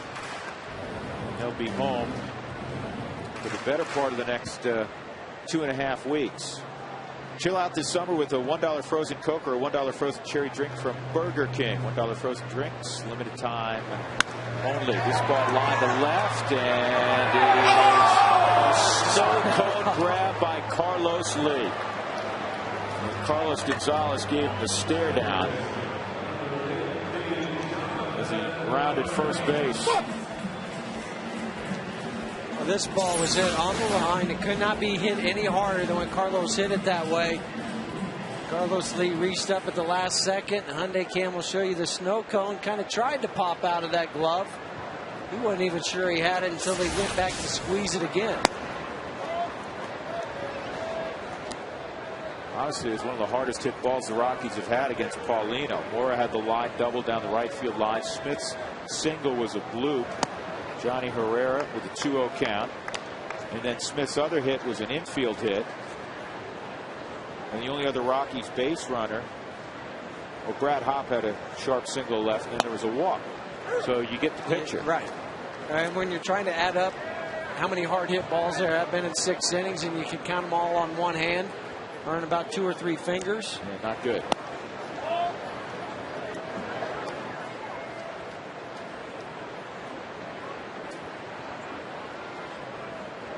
Inning, the Rockies extended the pitch count to any degree with Paulino was last inning. He's in a good place. I mean, he's at 77 pitches here with 1 out in the 6th inning. Nothing wrong with that. Don't forget, June 23rd, 15,000 fans will receive a Carlos Gonzalez t-shirt courtesy of FSN Rocky Mountain. And there's a base hit for Johnny Herrera. First hit for Johnny this year. The Rockies have some wheels at first base with Tulowitzki coming up. Troy 0 for 2, 2 strikeouts. Jonathan able to turn on the 94-mile-an-hour fastball.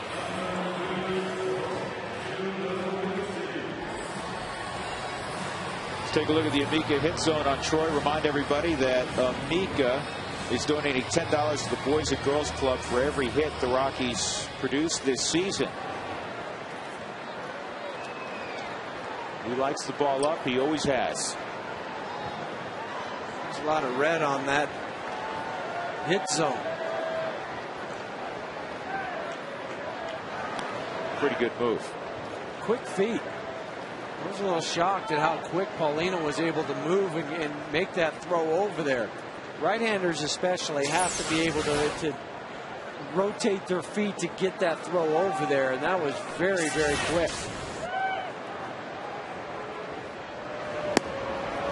Snap throw, and they almost back-picked Herrera. Well, you can just see that Quintero loves to throw the baseball behind the runners. We saw it on that bunt play. Jonathan didn't get too far out there, but a snap throw, Berkman right on the tag. You can see Tim Timmons getting in position to make the call. 1 strike count on Tulowitzki.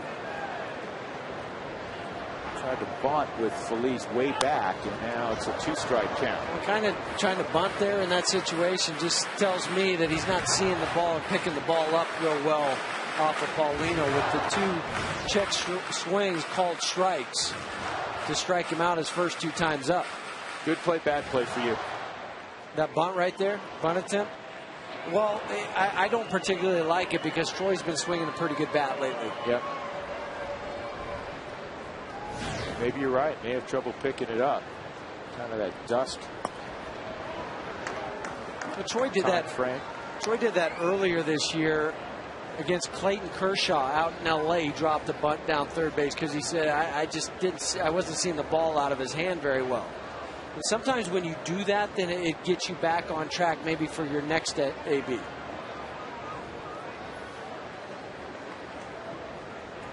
One and two. 2 and 2.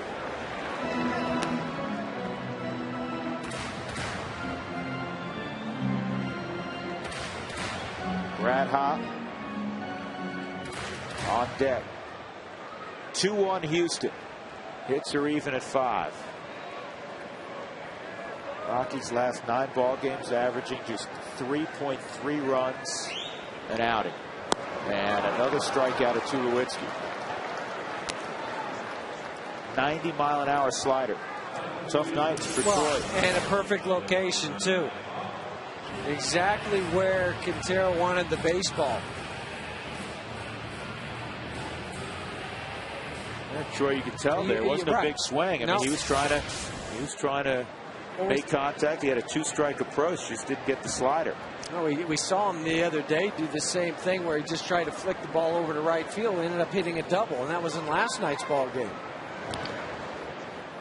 And that's all he was trying to do there. Yeah, and Brad Hop making his 5th start in the cleanup spot. He's 8 for 18 with 5 RBIs there.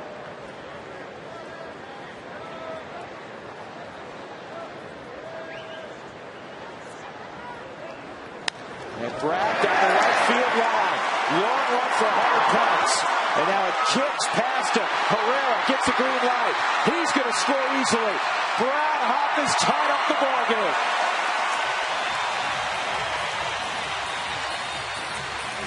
Let's give a tip of the cap, too, to the fans down there because they didn't reach over and try to grab that baseball. Because if they would have, it would have been a no score and just a double. Runners on 2nd and 3rd. Brad didn't hit this ball real hard, got in on him, and he pulled it. Hit it right off the end of the bat, though, and that caused that ball to get a little bit more topspin and hit it by Berkman right over the top of the bag. Well, it goes down in this corner. Nobody reaches for it. And then Hunter Pence overran it a little bit. That ball kicked away from him and allowed Herrera to score. And one of the hottest Rockies in a cold period is Melvin Mora, and he fouls the pitch off. Mora has swung the bat very well, and it's coincided with this difficult time offensively for the club. Melvin 9 for his last 19 at the plate. Had a double in the second, scored the Rockies' other run. 2-2 as the Rockies hit here in the bottom of the 6th. Brad Hop the go-ahead run. If he hits a line drive to left center field, he's going to run for a long time. Well, the way they're shifted over into right center for him. Carlos Lee has not moved from that spot since they put the lineup up earlier today. He's a statue out in left field. But out in center field, Michael Bourne shaded way over into right center, and Hunter Pence is usually when the center fielder shifted like that, the right fielder should follow him more towards the line, kind of bunching that right center field gap. They're basically saying they don't think Mora is going to pull Paulino, or they're just going to hopefully work him away with hard stuff. If they hang a breaking pitch, he might hit it there, though. And you know what? That's the exact pitch that came to the plate right there. Hanging 85-mile-an-hour slider, you catch that ball out in front, you see it as a fastball, doesn't do anything, and he just topped that a little bit. If he doesn't, he hit that ball in the right center field or left center field gap. That's exactly where that ball would have traveled. Because there was no depth to it. It was just like a batting practice fastball after you see 95, straight four seam, the 85-mile-an-hour slider that doesn't do anything. Mora keeps the AB alive.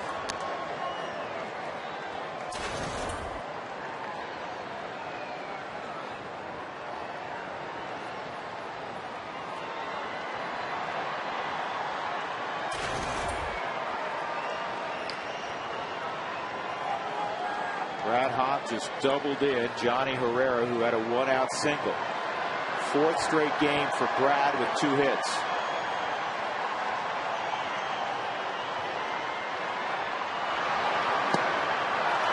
The strikeout of Mora ends the inning. 7 punch-outs for Paulino, but the Rockies get even. A single and a double, 2-2 as we go to the 7th.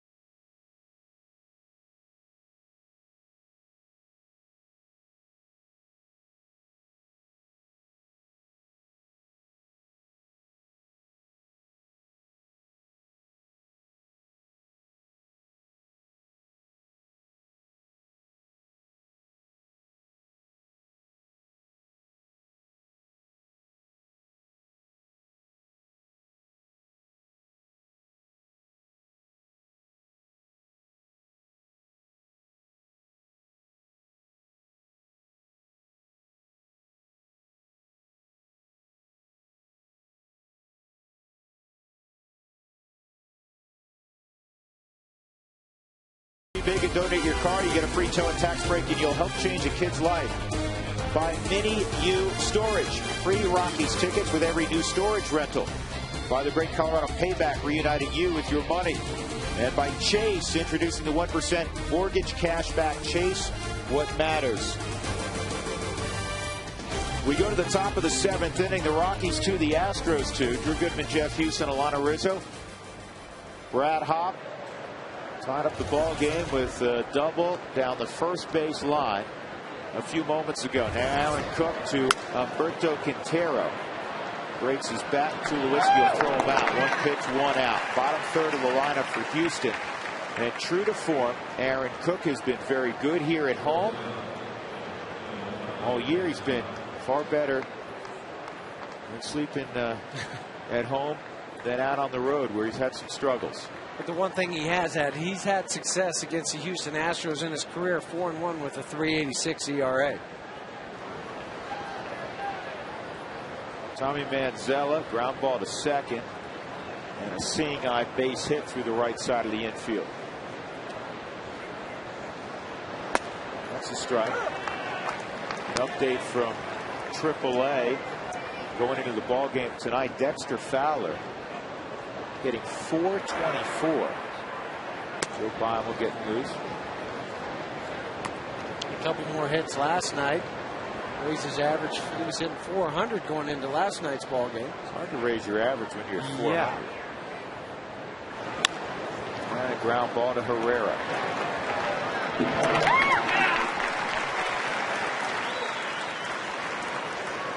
Today's health report brought to you by the Exempla St. Joseph Cardiac and Vascular Institute. The most hearts, the most experience. Jorge De La Rosa threw off the mound today. Good news. He's been pain-free in that finger. Houston Street threw 2 days ago. And he'll make his 3rd and 4th appearances for Colorado Springs tomorrow and Friday, and everything has gone well health-wise so far. Keep your fingers crossed, and Houston will be back in the fold maybe after the weekend. It's just good news all the way around, because De La Rosa threw with some effort today in his bullpen. He's going to throw again on Saturday and then start to throw to some hitters. Ouch. Bounce up and hit him in the helmet. 1-2. Any damage to your windshield? Give Safelite Elite Auto Glass a call. 303-287-5000. Find them online at safelite.com. Taylor Buckholz also threw today too. And Taylor had been shut down for a little bit. Bad back.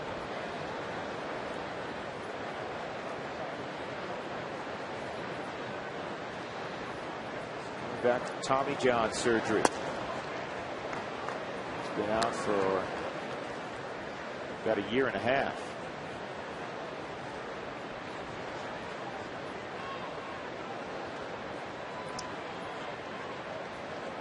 Two and two on Felipe Paulino. Let's take a look at Aaron Cook and how he's been tonight as far as pitches by inning. That first inning, had the walk out there. After that? Yeah, after that, just really good. Even in the 5th inning when they scored a couple runs. But he's due up 4th next inning. Well, Johnny Herrera just has really good feet. That makes his hand soft. 3 ground outs. Great inning for Cook. 2-2 ball game.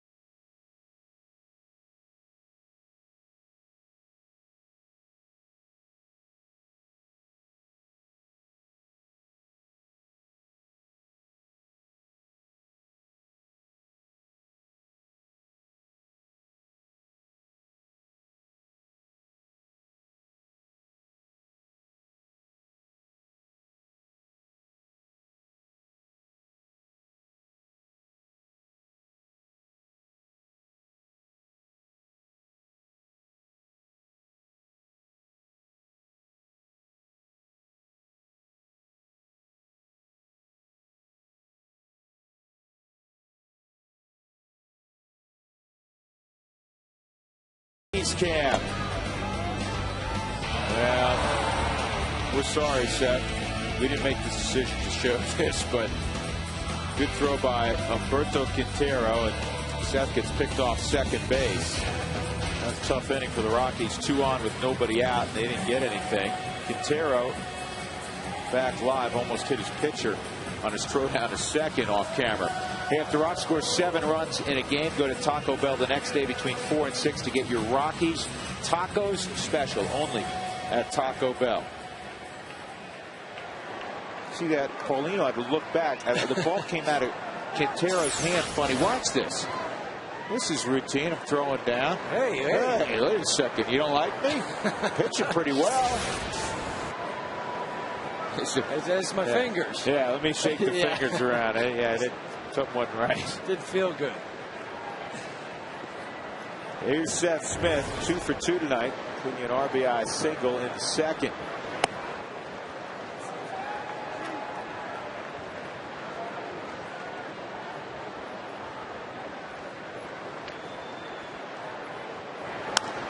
And Seth pops it up to Carlos Lee at left field. Was Michael Bourne yelling, I got it, I got it, I got it, or was that Lee at the last second? That was Lee at the last second. He's looking up. It's that sky right now where it's hit. You'll catch it right off the bat, and then you start to lose it. Watch him raise his hands up here, folks, just for a second. Right there, he said, I don't see it, and then he picked it back up.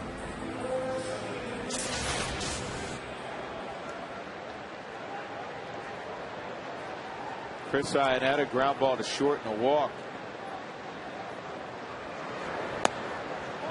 Below the knees, ball 1. Well, last night the Rockies had only 1 hit after the 4th inning. Tonight, a little bit better. They got a run last inning on a single and a double. Herrera produced a single. Brad Hopp a 2-out double. It's not like it's been a breakout ball game for the Rockies. They have just 6 hits. Good pitch. 1-1.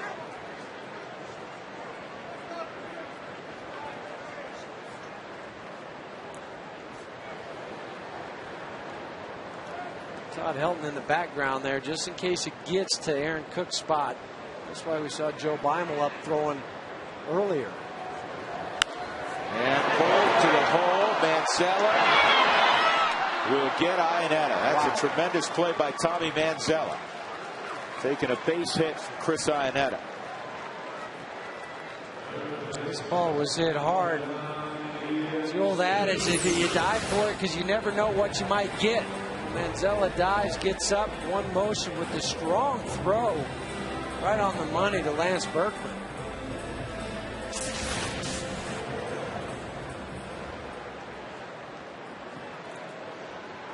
Ian Stewart, ground ball to second and a pop to short. Swung through the 96-mile-an-hour gas. But that's okay. The first 2 times up, he took 2 fastballs, both times and fell behind in the count 0-1. He didn't get anything, but at least swinging.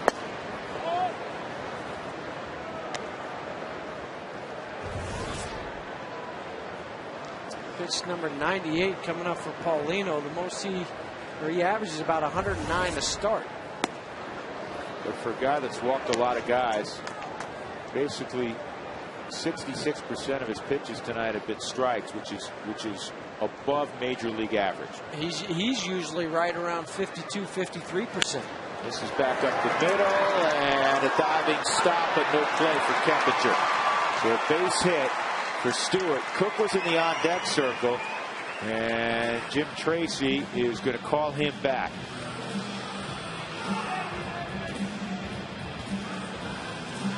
Todd's coming up that runway. He'd been down there earlier. We showed him, then he went down to get loose a little bit more.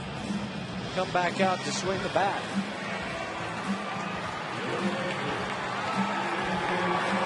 Todd in his career against Paulino, 2 for 6. Tip of the cap to Aaron Cook tonight. 86 pitches, 54 for strikes. 15 ground ball outs.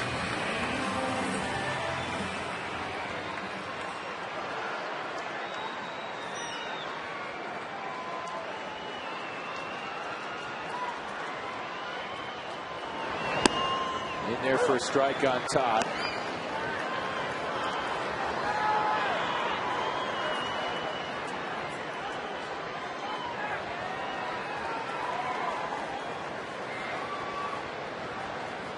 Todd battling away, trying to extract himself from a difficult slot. That's terrible.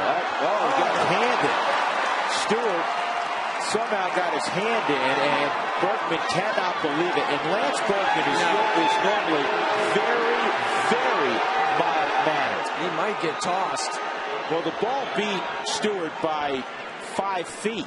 And that's why I was saying no, because that ball, anytime that happens, no matter what it is, the umpire is going to call the guy out. Tag right down. He put it right there.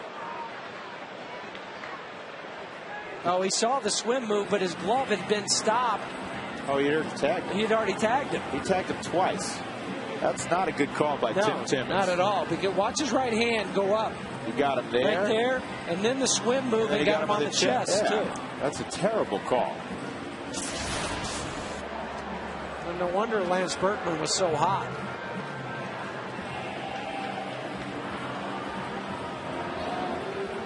Well, you caught a break. You got to do something with it. You know, to the point you just made, even at this level, when the ball beats a runner by that much, yes, it's usually an automatic out call.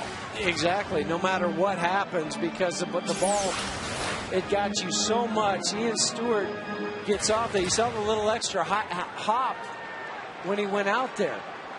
That's what caused him to back pick again. It's unusual when a guy's out twice on the same play and he gets called safe. 2-1 on Helton. See if the Rockies, as Jeff Houston said, can take advantage. Good outing for Aaron Cook. 7 innings, 2 runs, 5 hits. Walked the batter, didn't strike anybody out. And Helton pops this up. Shallow left field. Manziel with the best angle will make the catch. So the Rockies get a 2-out hit from Stewart. He's left at first base. 2-2 as we go to the 8th.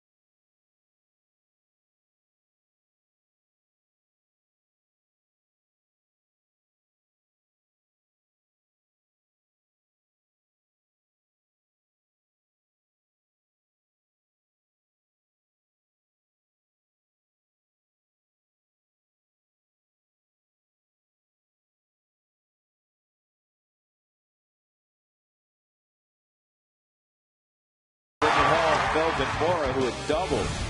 Then in the 5th inning, Michael Bourne with a base hit. With the bases loaded, 1 run would score there. They would add another run to make it 2-1, and then Brad Hawk with a 2-out double down the right field line. Johnny Herrera, who singled, comes all the way around from first to tie up the ball game. That is where we stand. 2-2 as we go to the top of the 8th inning. That look back brought to you by Cooney Lexus, where luxury has an address. Tonight's call to the bullpen is brought to you, as always, by Comcast Digital Home Phone Service. Warm up to unlimited local and long distance. Call 1-800-COMCAST. Joe Beimel will face Michael Bourne, Jeff Keppinger, and Lance Berkman. The choice of Beimel by Jim Tracy. First of all, you hinder the chances of Michael Bourne reaching, and then you flip around Lance Berkman. That's a strike. Bourne was not in the starting lineup yesterday against the lefty Jeff Francis. Well, lefty's just hitting 200 this year off of Beimel. Righty's only 181. Bourne hitting 206 left on left. The thing you have to worry about now with Bourne, even with one strike, is he's not afraid to bunt with one strike. Some guys are. He's not. And against a lefty, sometimes he'll pull it with him, try to take it down the first base side. What former Rocky would do that frequently? He's still playing. Juan Pierre. Yeah. Well, the lefties fall off, and so all you do is you create your angle, and you try to bunt it past the pitcher right into that area right there.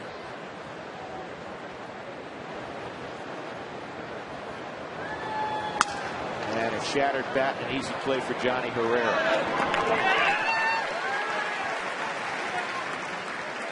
How good was Aaron Cook? He retired the last 8 batters he faced. And worked out of a bases loaded, no out situation that could have been a disaster. He gave up 2 runs, but could have been 4 very easily, because he had to deal with the thick part of the Houston lineup.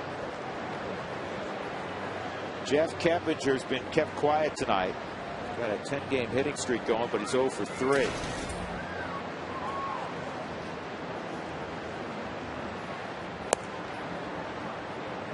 Well, Aaron Cook's game is ground balls, quick outs. He does not get many strikeouts. In fact, he has one of the lowest strikeout per 9 inning rates in the National League. And the reason we're bringing this up is Doug just handed me a note. It's pulled to third. That's picked up by Stewart. 2 outs. Only twice in Rockies history has a pitcher gone more than 7 innings without a strikeout. Roger Bailey in '97 and Roger Bailey in 1995. Worked Roger Bailey into the conversation twice. That's right, Roger. If you're listening at home, how you doing, buddy? He listens to every ball game.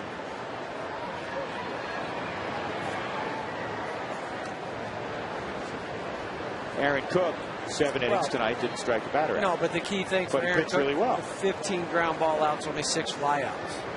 That's where Aaron is so successful. Lance Berkman, ground ball, picked up by Bourne. Nice inning from Beimel.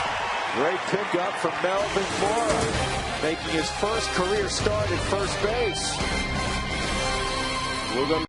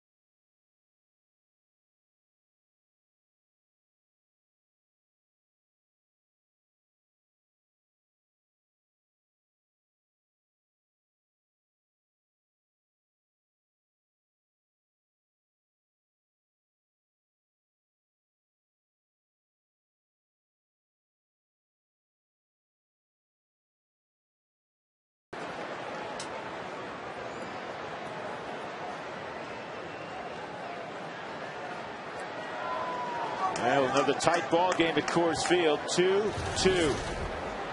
Bottom of the 8th inning. Rockies would love to scratch a run out and send Manuel Corpus to the hill in the top of the 9th. Gonzalez, Herrera, Tulowitzki, and Carlos is 0 for 3. Fly ball left field, ground ball to second, and a rocket to deep left that Carlos Lee somehow managed to catch. And that's why Paulino just threw him a changeup. Here's our Coors Light cold hard blast. Line drive, deep left field, and a snow cone catch by Carlos Lee. Outside, 2-1.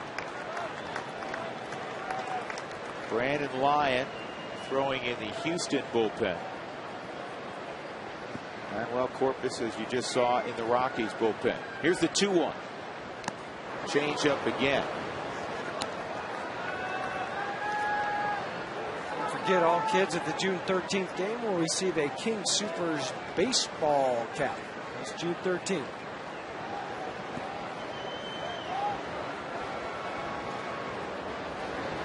And that is pulled to first. Bergman made the catch in the air, 1 out.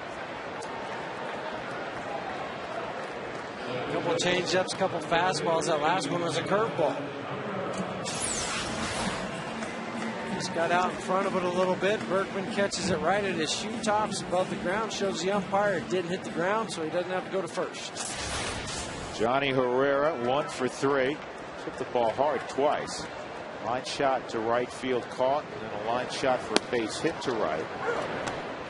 And he scored the tying run in the 6th inning on that Brad Hopp double. 1 strike count, but Felice still in at 3rd. Well, yeah, they said he went around. That's Bob Davidson, 0-2. Well, it looked like it was a sinking fastball that time where he took some off of it. Yeah, the barrel went past that imaginary line that goes down to 3rd base. And Johnny drives it to right. Pence is there. Tell you what, he's throwing out 3 pretty good at bats tonight. Well, for a guy that hasn't gotten regular at bats since he's been called up, he's been staying on the ball, been hitting it hard, and seeing a lot of pitches too. He is one of the personal favorites of Jim Tracy. Jim loves up all his players, but he's got a special place for a couple guys that have been in AAA all year. One battling an injury, Omar Quintanilla, and now Johnny Herrera, who spent most of this year so far in AAA. Professional gloves. They'll do anything you want. They play the game absolutely the right way every moment they're on the field. Tireless workers. You don't have to worry about them as a manager. You know they're going to do their job, and whenever you put in, they're going to give it to the best of their ability.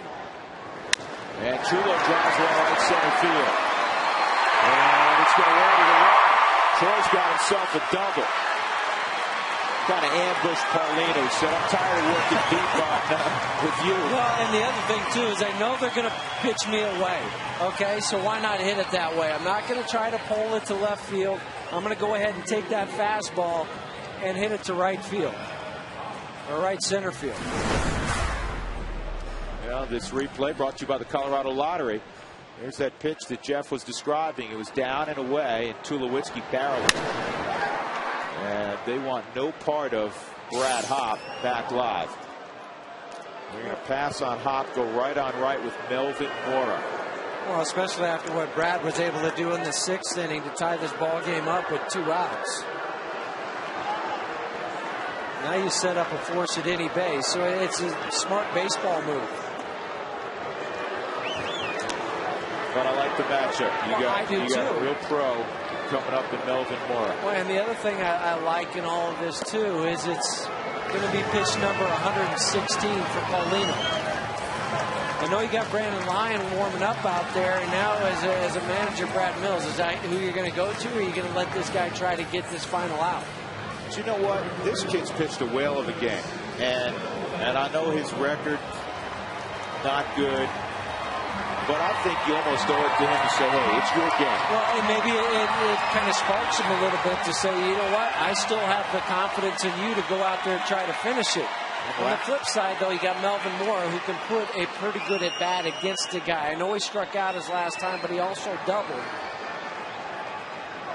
And the outfit, you don't know where you're going to play him either. Is how are you going to pitch to him? And Moore hits it in the air to right field. Counts on the run. And in fair territory, he makes the catch to end the 8th inning. 2-2.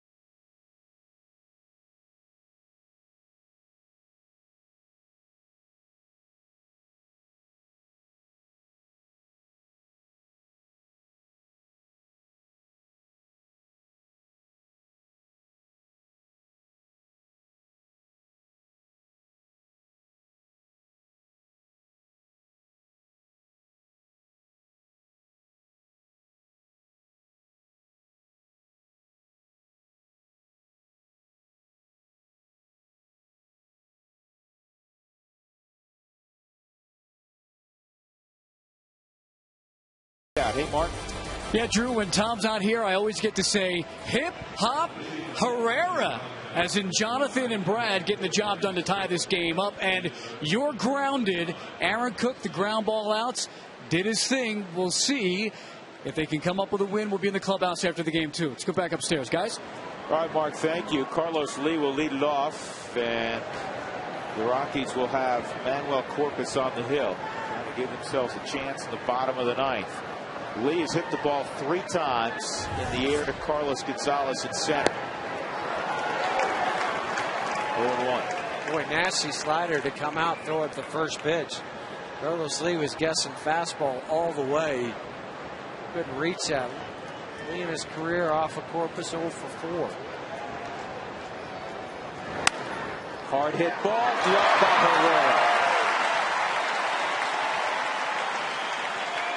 It's all about positioning. You play him up the middle a little bit more because Carlos Lee is trying to pull the ball, but it goes to Johnny's left. He's able to dive and make that play. For that all-important first out. You know what, Huey? You know what he is? He's like you. He was a baseball player. A gamer. He's a gamer, and I'm not trying to embarrass you because that's what you were, man. Yeah. That's a compliment. Yeah, thank you. It's the highest compliment. You know, there's all kinds of terminologies you can use for a guy. His skills don't jump off the chart. It just he loves to play the game, and he plays it the right way. He plays it the right way, and he does a lot of things better than you think he does. Oh, sure. And that's why he's playing right now at the big league level. I know a lot of folks don't really know Johnny Herrera, but he does everything with a smile on his face. Great young man. 1-1 on Hunter Pence. That's 12 Astros in a row that have been retired.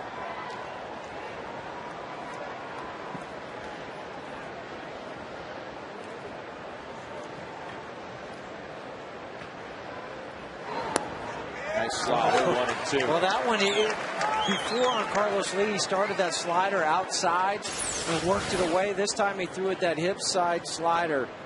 And Pence just kind of froze on it because he thought it was going to stay inside more and be a fastball that was going to be in off the plate. And a ground ball to Johnny Herrera. Pence 0 for 10 in this series. Time for our Haynes comfort zone. Well, that man's in a comfort zone yesterday. Got 4 outs. Punched a man out, just one hit. Rafael Betancourt in a comfort zone. A Haynes comfort zone. 2 outs, that'll bring up Pedro Feliz.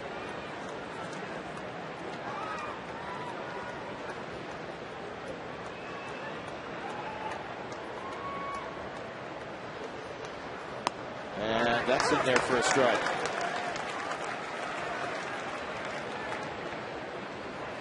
Don't fall asleep on this guy. Hey.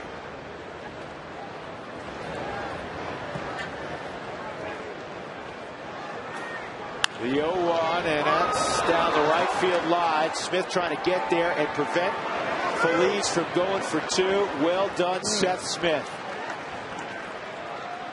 Subtle play, huge play. Yeah, because he's at first base. He's going to take a double to drive him in. Doesn't have good speed, but if somehow Seth messes this up in left field, he gets to second base. We saw it last night, how easy it scored on a broken bad hit. Seth gets it, turns off his feet in a hurry, and one hop, and almost got a bad hop a little bit right about the area that Troy stands all the time. What, he had a sprinkler head with that throw? What was that? You don't see that on this field very often, but those spike marks, that's what it hit. That's what caused it to jump up. Quintero's had a couple hits tonight, a double and a single, 2 for 3.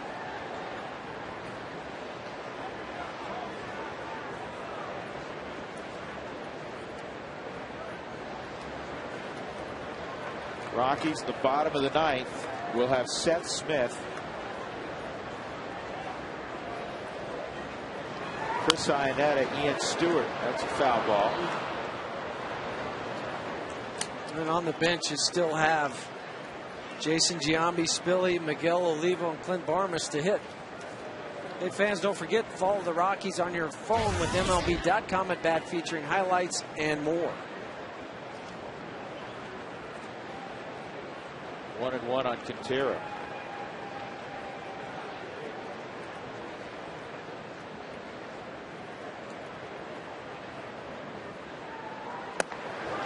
Didn't bite, 2-1.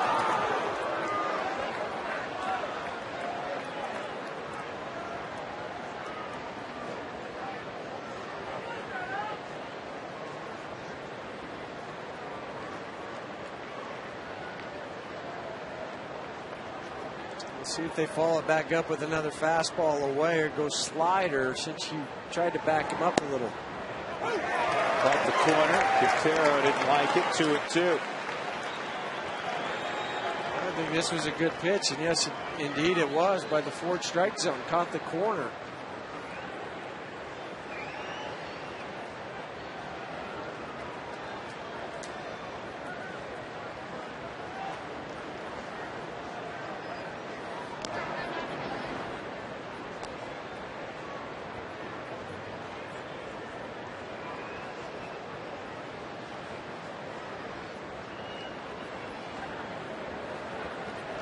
Just getting the signs over there from Tommy Runnels.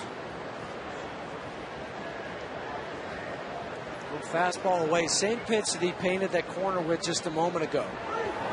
And he strikes out Quintero. Good work from Corpus. Some help defensively from Johnny Herrera. We'll go to the bottom of the 9th. Rockies need just one.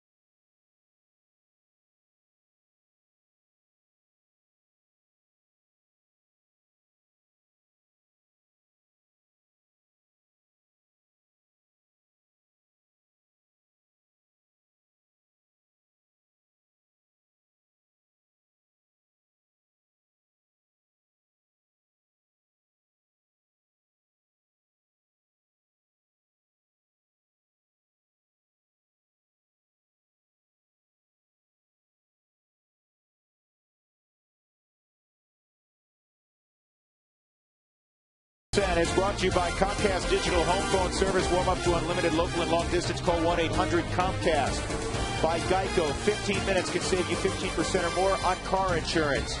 By Burger King, home of the Whopper. And by Tri-State, the power behind your local electric co-op.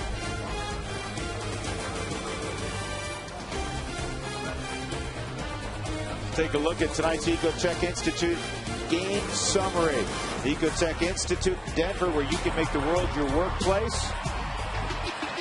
Not much in the way of offense either way. Brad Hoff has a couple of hits tonight, an RBI double to tie it in the 6th inning. Paulino, 8 strong innings. Aaron Cook, 7 strong innings.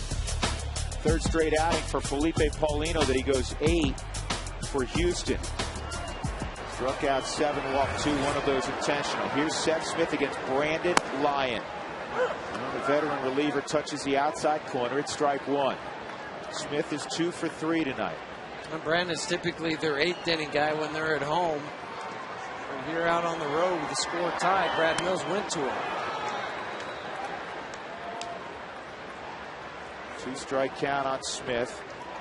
Again, Ionetta to follow, Stewart after that, and then the pitcher spot where you will see Jason Giambi. And Giambi's numbers against Lyon are just off the charts. 5 for 6, 3 bombs. And Lyon on 3 pitches strikes out Smith.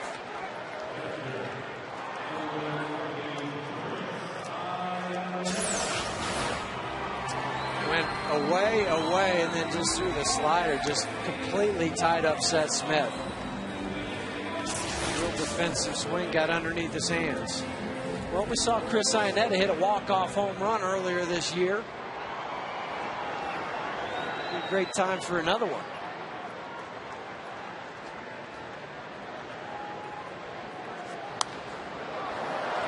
Chris Ionetta, not unfamiliar with the walk-off home run, which you were talking about, and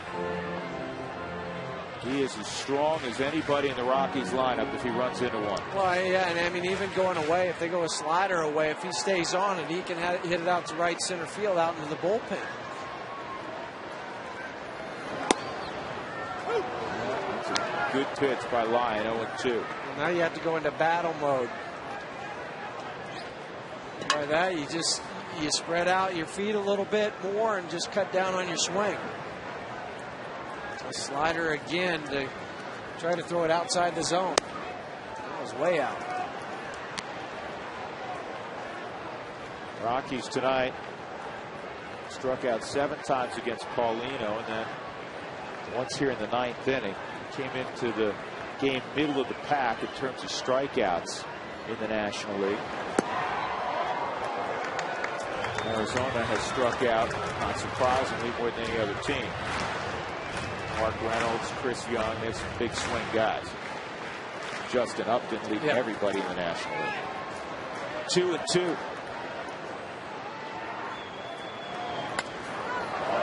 Nice piece of hitting just to foul that off. That ball was just about outside the strike zone. You can see him really keeping the head right on the barrel. Yeah, and that's all he was trying to do. He wasn't trying to hit that ball. He was just trying to foul it off and look for another pitch. Lions set up with the 2-seamer. They're going to try to run it up underneath his hands. That's the pitch that he got Seth Smith on. 3-2.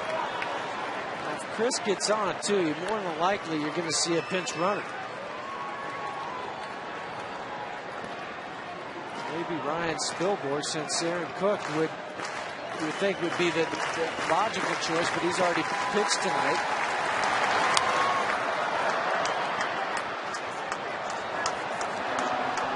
See, is it not one of those situations, I know you want to get him to second, is it not?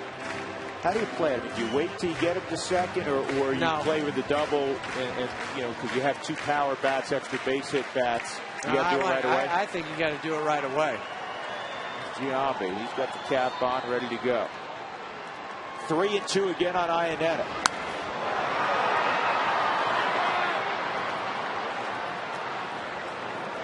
No matter what happens after this has been a fine at bat. I'll tell you what you could do. Honestly, go even up. Instead of burning the player, go Olivo for Ionetta. And that's another option because he does run better. He's got to be in the ball game anyway. Everything's away because late in the ball game, if you're going to beat him, you're going to have to beat him to the opposite field. Good job by Chris. This is a good AB. And even if he doesn't get on, maybe you wear him down a little bit for Ian Stewart.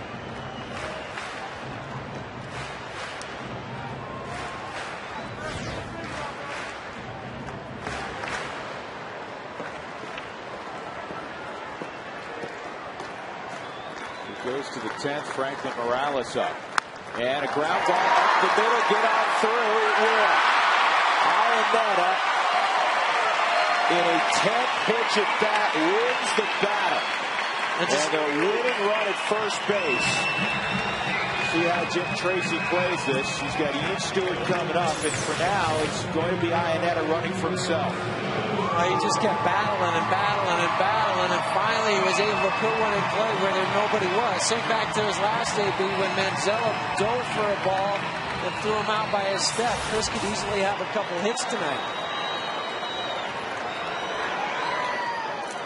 2-2 in the bottom of the ninth. One out and one on.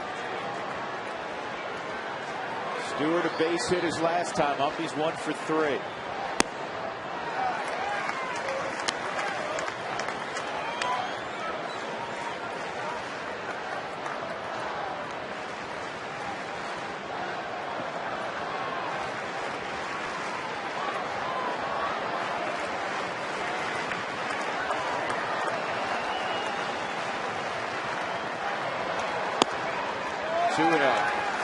If you're Jim Tracy, one of the things managers, their greatest fear of all is if you take a catcher out when Willie carried 2, they worry about the injury, the foul tip.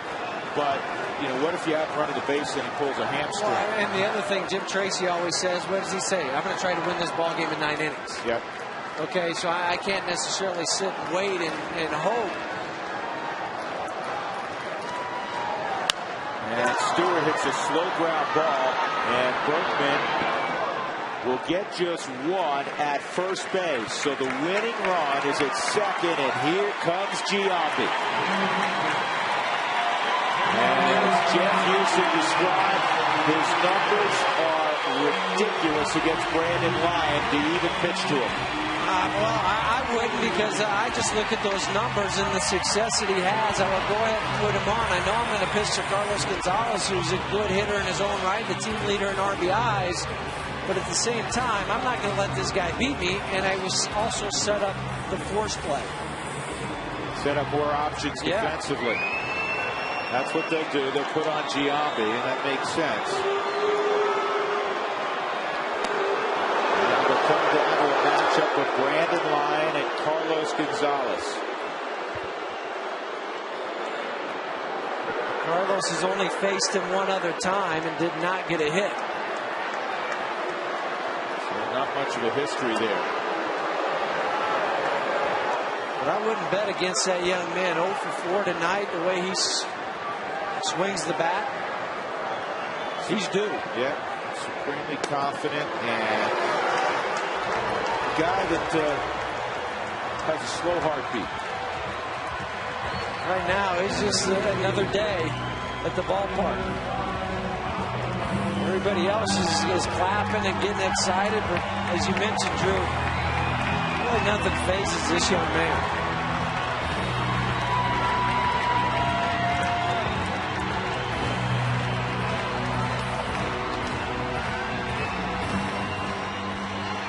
Chris Ayanetta at second base. 2 outs. Cargo at the plate. Here we go. In there for a strike. 2 outs and runners in scoring position. Carlos has 9 RBIs.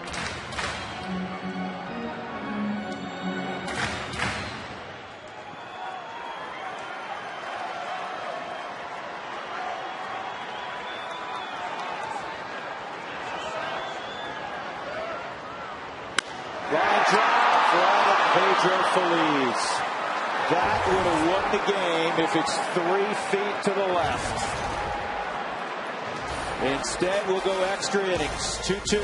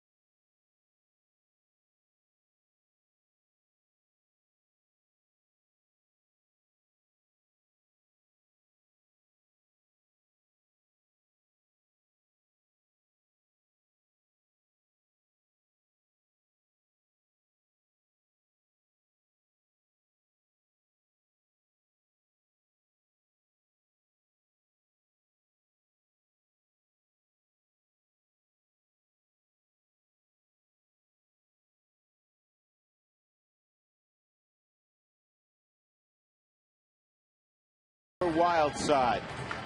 Rockies in extra innings are 4-3. The Astros are 3-1 in extra innings. Matt Belisle will take over in the 10th inning, and it will be Tommy Manzella out of the 8-hole to lead things off for the Astros. Well, looking down there, and the on-deck circle is Corey Sullivan. So we'll see Corey pinch hitting for Brandon Lyon.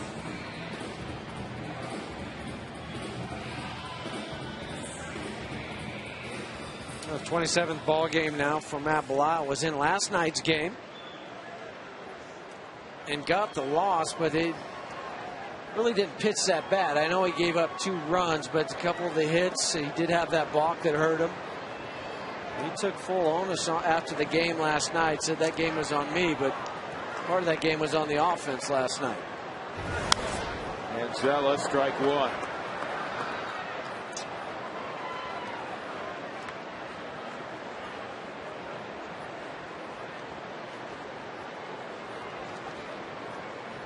And hard hit ball, a base hit on a slider. And Manzella's aboard.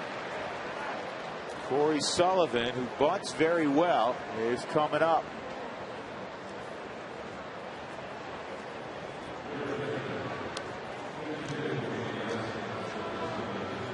All right, who had a more impressive debut? Our Breaks Plus poll, the game we asked you early on, was it Strasburg yesterday or Jason Jennings, who had a complete game shutout in New York in his major league debut and also hit a home run?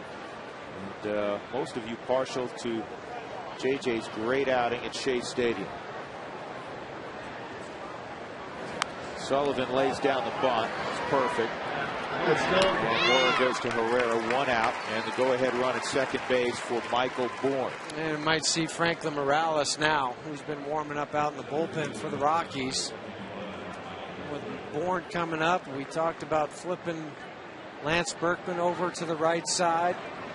And that's why Chris is going out there to talk to Belisle to buy Frankie a little bit more time out there in the bullpen.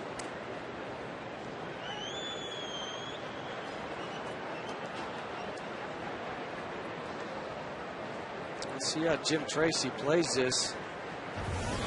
Frankie's ready because he's watching. Trying to think if he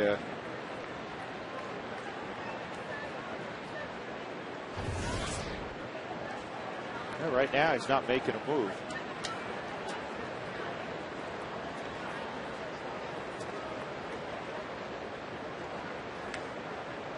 Michael Bourne 2 for 2 in his career off of Belisle.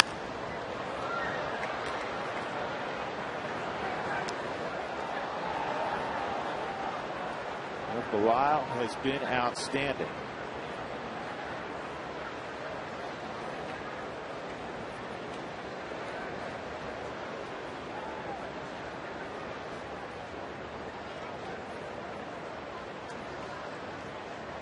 See if they stay away from Bourne tonight and try to make him hit it that way or try to pull the ball.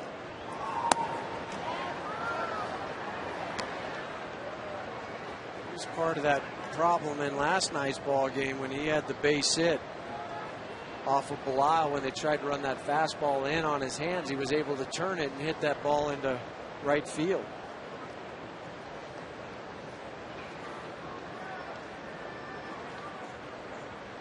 One and one on Michael Bourne. And somehow Chris Iannetta held on to that baseball. It's 1-2. This misses location by about 1.5 feet. Chris is set up outside, reaches all the way back across his body. The ball's cutting, catches it right in that webbing at the end.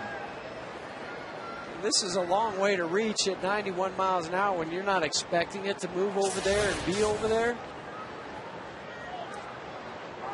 They got a pick play on, and diving back in is Manzella. That play by Iannetta is enormous because if it goes to the backstop, you got to pull your outfield in a little bit, changes things. And a guy that can handle the bat too. I mean, it sets up so many things. You could squeeze with him. I'm not sure you do that with, with one out. That might be the time to do it. Tried to get that curveball in the back door. Missed. 2-2. So the fourth strike zone and missed.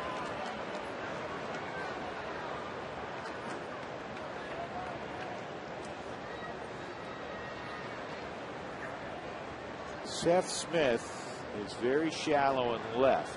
Kind of like Juan Pierre shallow type. Or you're just going to kind of challenge him to hit it over your head if you're that way. The way Carlos is shading on the third base side of second base, easy to believe they're going to try to pitch him away, try to get him out that way. That's what they tried to do.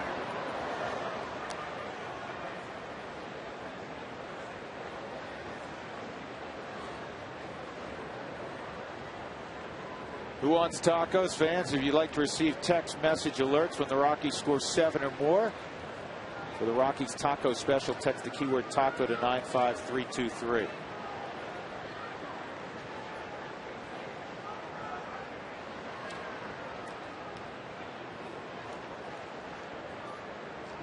Bourne will call time. They went through about 3 sets of signs. First they wanted to try to go the fastball away, then they wanted curveball.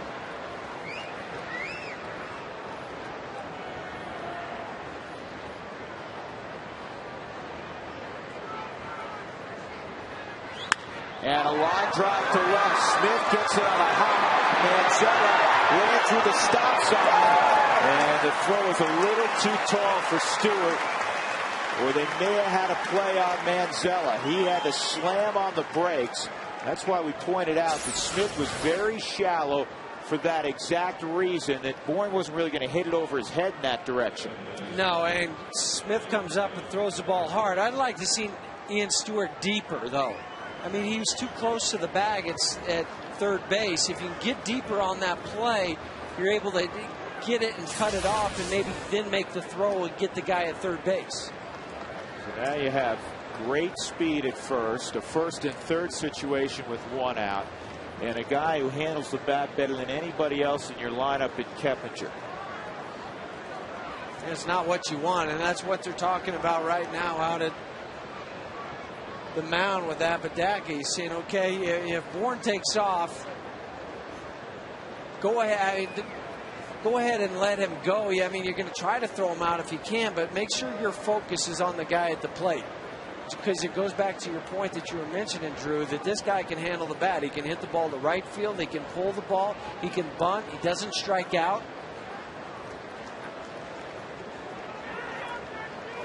And to me, they're also talking about, okay, if he does go, where's the throw from the catcher going to go? Is it going to go all the way down to second? Do you make the snap throw over to third, or do you just eat it?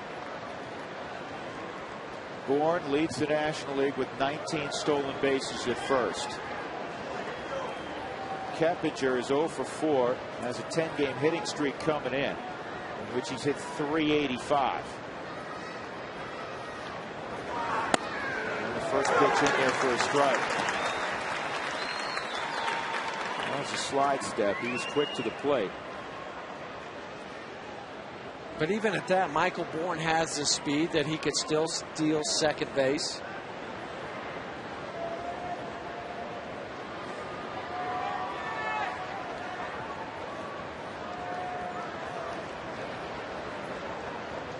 He takes off, swung out and missed, and Iannetta bluffs the throw. Nobody was covering him, so one of the things they obviously discussed is they were going to give him the bag. Just eat it.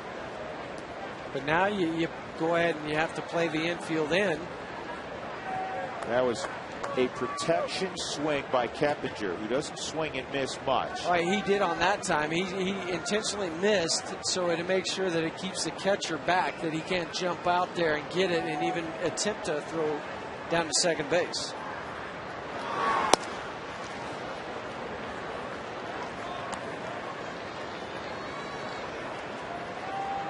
Matt Belisle in 37 and a third innings has struck out 41, so he's averaging better than a strikeout per inning pitch. But this guy at the plate, Keppinger, as we've told you the last few days, one of the toughest guys in the National League to punch out this year. Here's the 1-2.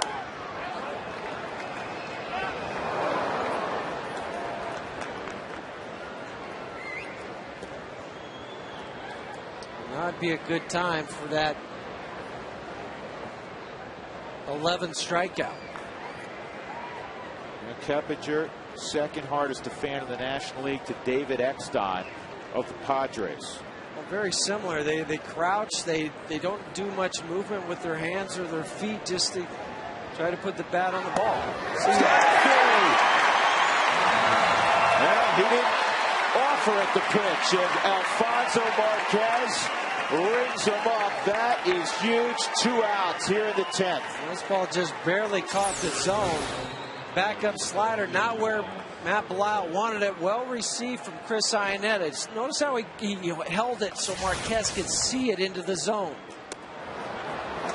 Now you'll go ahead and put Berkman on and go right on right. It's not exactly a cupcake in Carlos Lee. But the one thing you're looking at, Carlos Lee in his career off Belisle, 1 for 15. Jim Tracy knows that stuff going in. He commits it. He has it written down, but by the time this part of the game rolls around, it's committed to memory. It's one of those photographic memories, just saying, okay, if it gets to this situation, I'm not even dealing with Berkman. The extra run on base doesn't mean a hill of beans right now. You have the bases loaded, and the other thing it allows you to do is force at any base. Well, it's been described many times as one of the toughest pitches in baseball, the backup slider, and you can't throw it intentionally. No, and sometimes it's the best pitch, and sometimes it's the worst pitch. The backup slider just comes up there like a cement mixer, and you hit it out of the ballpark. Other times it just locks you up. That time it locked up Keppinger,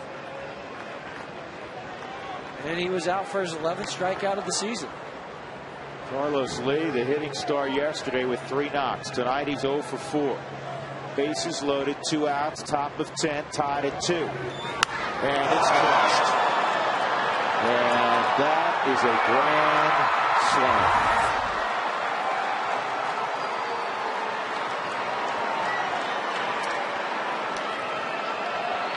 6-2, Houston. 9th home run for Carlos Lee. Well, he's now 2 for 16 against Belisle. All the strategy, too, just went right out the window.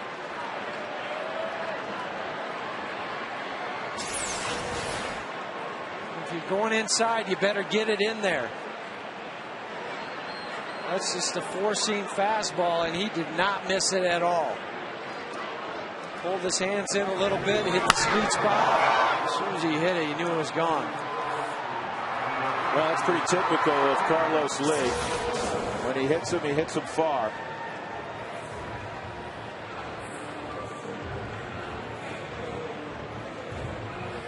(6-2).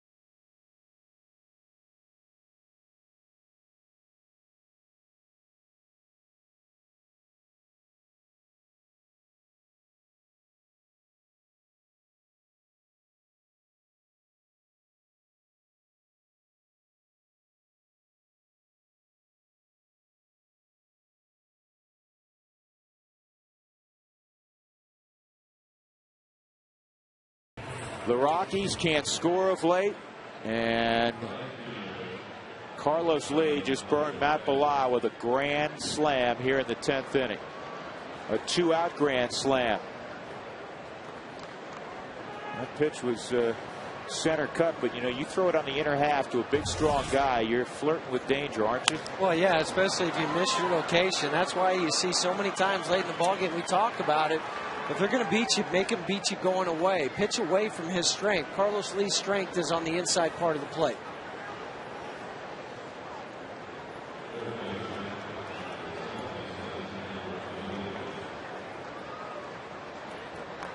Base hit by Pence, and Pedro Feliz comes up. Singled his last time. For Carlos Lee, that was his 15th career grand slam, which is 12th on the all-time list. Lou Gehrig, #1 with 23.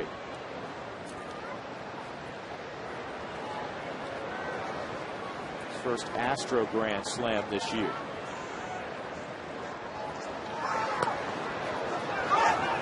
And now Pence will move up. Ionetta didn't handle that pitch. And the Rockies starting to hear it a little bit from the crowd that has not exited after the Carlos Lee grand slam. Scoring at home, if you're scoring at home, it's a wild pitch.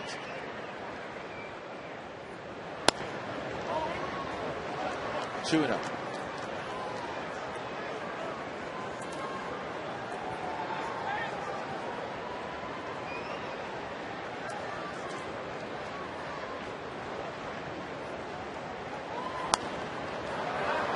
Popped up out of play.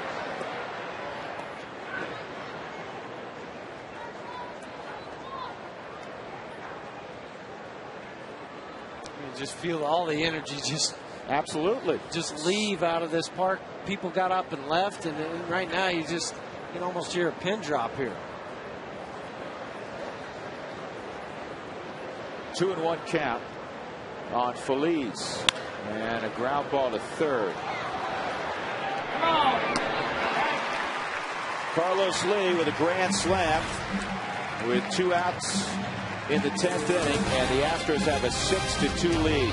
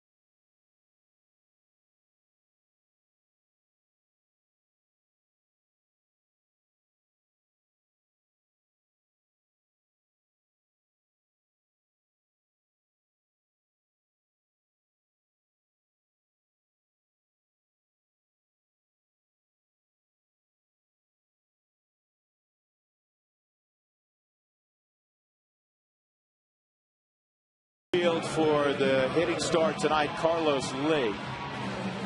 And Wilton Lopez, who pitched a clean inning, got the victory last night, is on to try to get the final 3 outs for Houston. They have a 6-2 lead.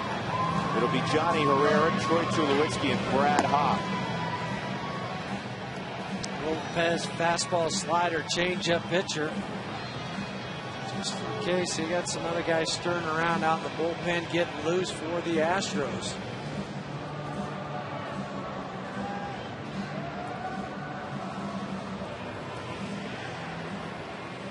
Down by 4 runs going into the plate against a guy like Lopez. I'd be surprised if they take till they get a strike.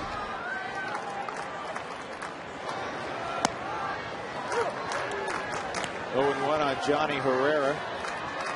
Scores from the National League. The Reds beat the Giants tonight 6-3. And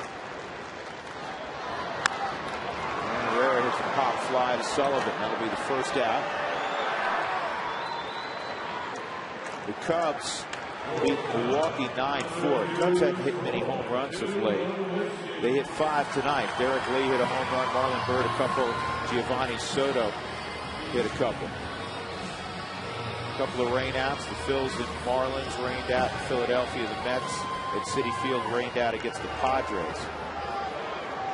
Washington over Pittsburgh tonight 7-5. Adam Dunn his 12th home run. Caps 20 saves now for Washington. Wow. What a turnaround after what he went through in Pittsburgh.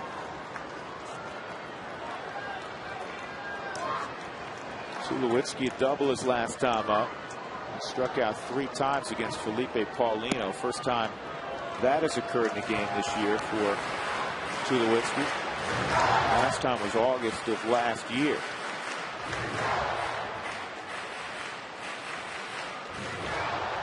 Unless something bizarre happens here for the Rockies in the 10th, there's going to be a lot of very frustrated folks in that Colorado clubhouse. Well, and the thing we haven't even talked about tonight, tomorrow you got to go against Roy Oswalt. He's their best pitcher. Yeah. Roy Oswalt, another guy with a lousy record. I mean, Houston's a bad team. Record-wise, they've played better of late. One stop there by Keppinger, and gets the out. But you can't deny the facts. They weren't expected to be good. They haven't been good. Coming into the ball game tonight, even with the win last night, they had lost 10 of their last 13 on the road. So Oswalt's 3-8, but his ERA is 3.22, and that includes kind of a hiccup outing in his last start. Well, guys Roy had been pitching well. Yeah, guys only hitting 228 against him. So you just throw that average out the window, and that's what you're up against tomorrow, just to salvage a split. Right. And the other thing about Oswalt, 73 strikeouts, only 21 walks. Yeah. 3.5 to 1 ratio, which is among the best in baseball.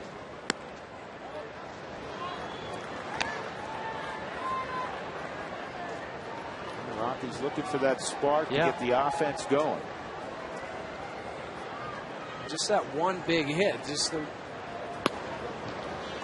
that clutch hit. They didn't get it. The Astros did. On some nights, it's been the add-on hit. Last night, the quick 3-0 lead. You needed one more hit somewhere at a key point to add on and really kind of bury Houston. It didn't happen. Kept them in the ball game. It happened down in Arizona. Sure.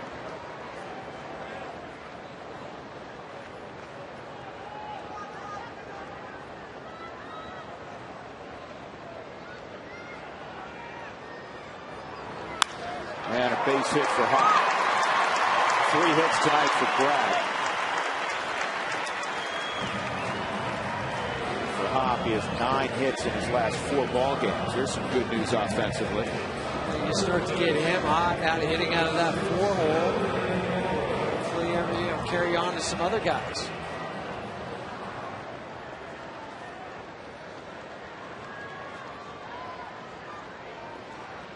Here you go back again to last night. Brian Moeller's a pro. He's 38. He's hung in the big leagues with several organizations because he knows how to battle. Melvin Mora trying to drag his way on. Fouls it off. But Moeller had a 10, basically just under a 10 ERA in his career at Coors Field. He gives up a ton of hits. Rockies jumped on him out of the gate, but never finished him off. And that's what you have to do, no matter what level it is. We always talk about at this level, but it could be college, high school, whatever. If you get a chance to bury a team, you bury them. You can't let them hang around. You just don't want to go into Friday's ball game and hear us stooges up in the booth repeating the same line we've had to repeat too many times. Well, you know, the Chief is 8-0 for the Rockies after a loss. Yeah. Well, that's 8-0 in 12 starts. You'd rather it be the other way around. He stopped the losing streak 3 or 4 times, but on 7 or 8 other occasions, he's continued a winning streak. Yeah, he's part of that 4 or 5 game winning streak. Right. Those are the type of things you would like to say about a Baldo. It's got to be up to Yolis tomorrow then to be that stopper. You know, it's a lot of pressure to put on a young kid, but you know, somebody's got to step up and be that guy, and the offense has got to find a way.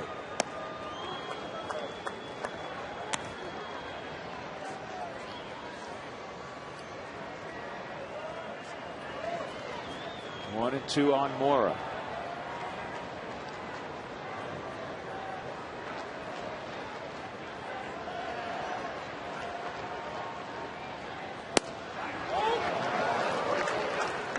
Melvin Mora tonight, a double back in the 2nd inning. He scored. He's 1 for 4.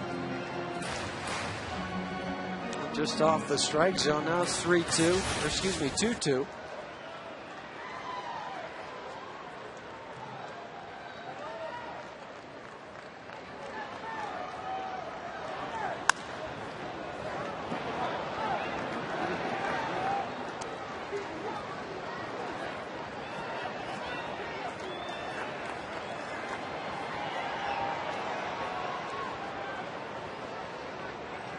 Rockies have left 8 on through 9 innings of play. Trailing 6-2 on the Carlos Lee grand slam in the top of the inning.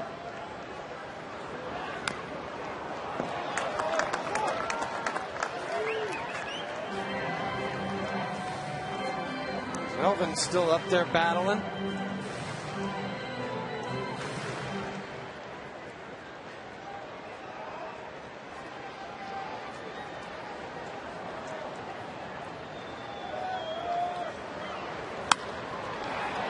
Ground ball to second. Keppinger throws out Mora, and the Astros have taken another ball game from the Rockies. The final in 10 innings tonight, 6-2. The win goes to Brandon Lyon. The losing pitcher is Matt Belisle. He falls to 1-3. The Astros have put together their best run of the year under Brad Mills. They've won 7 of 9. The player of the game is brought to you by Granger, for the ones who get it done. And though he had a quiet night until he came up in the 10th inning, Carlos Lee most certainly got it done, hitting the long ball. And our delivery of the game is brought to you by Jimmy John's. On the first pitch, with bases loaded and 2 outs in the 10th inning, Carlos Lee crushed his fastball from Matt Belisle. A no-doubter. Belisle didn't even want to turn around and look. 15th career grand slam for Carlos Lee. And that catapulted the Astros to a 6-2 extra inning win over the Rockies. And with that win and Pittsburgh's loss, they're doing cartwheels down in Houston. They're out of the basement in the NL Central. The Rockies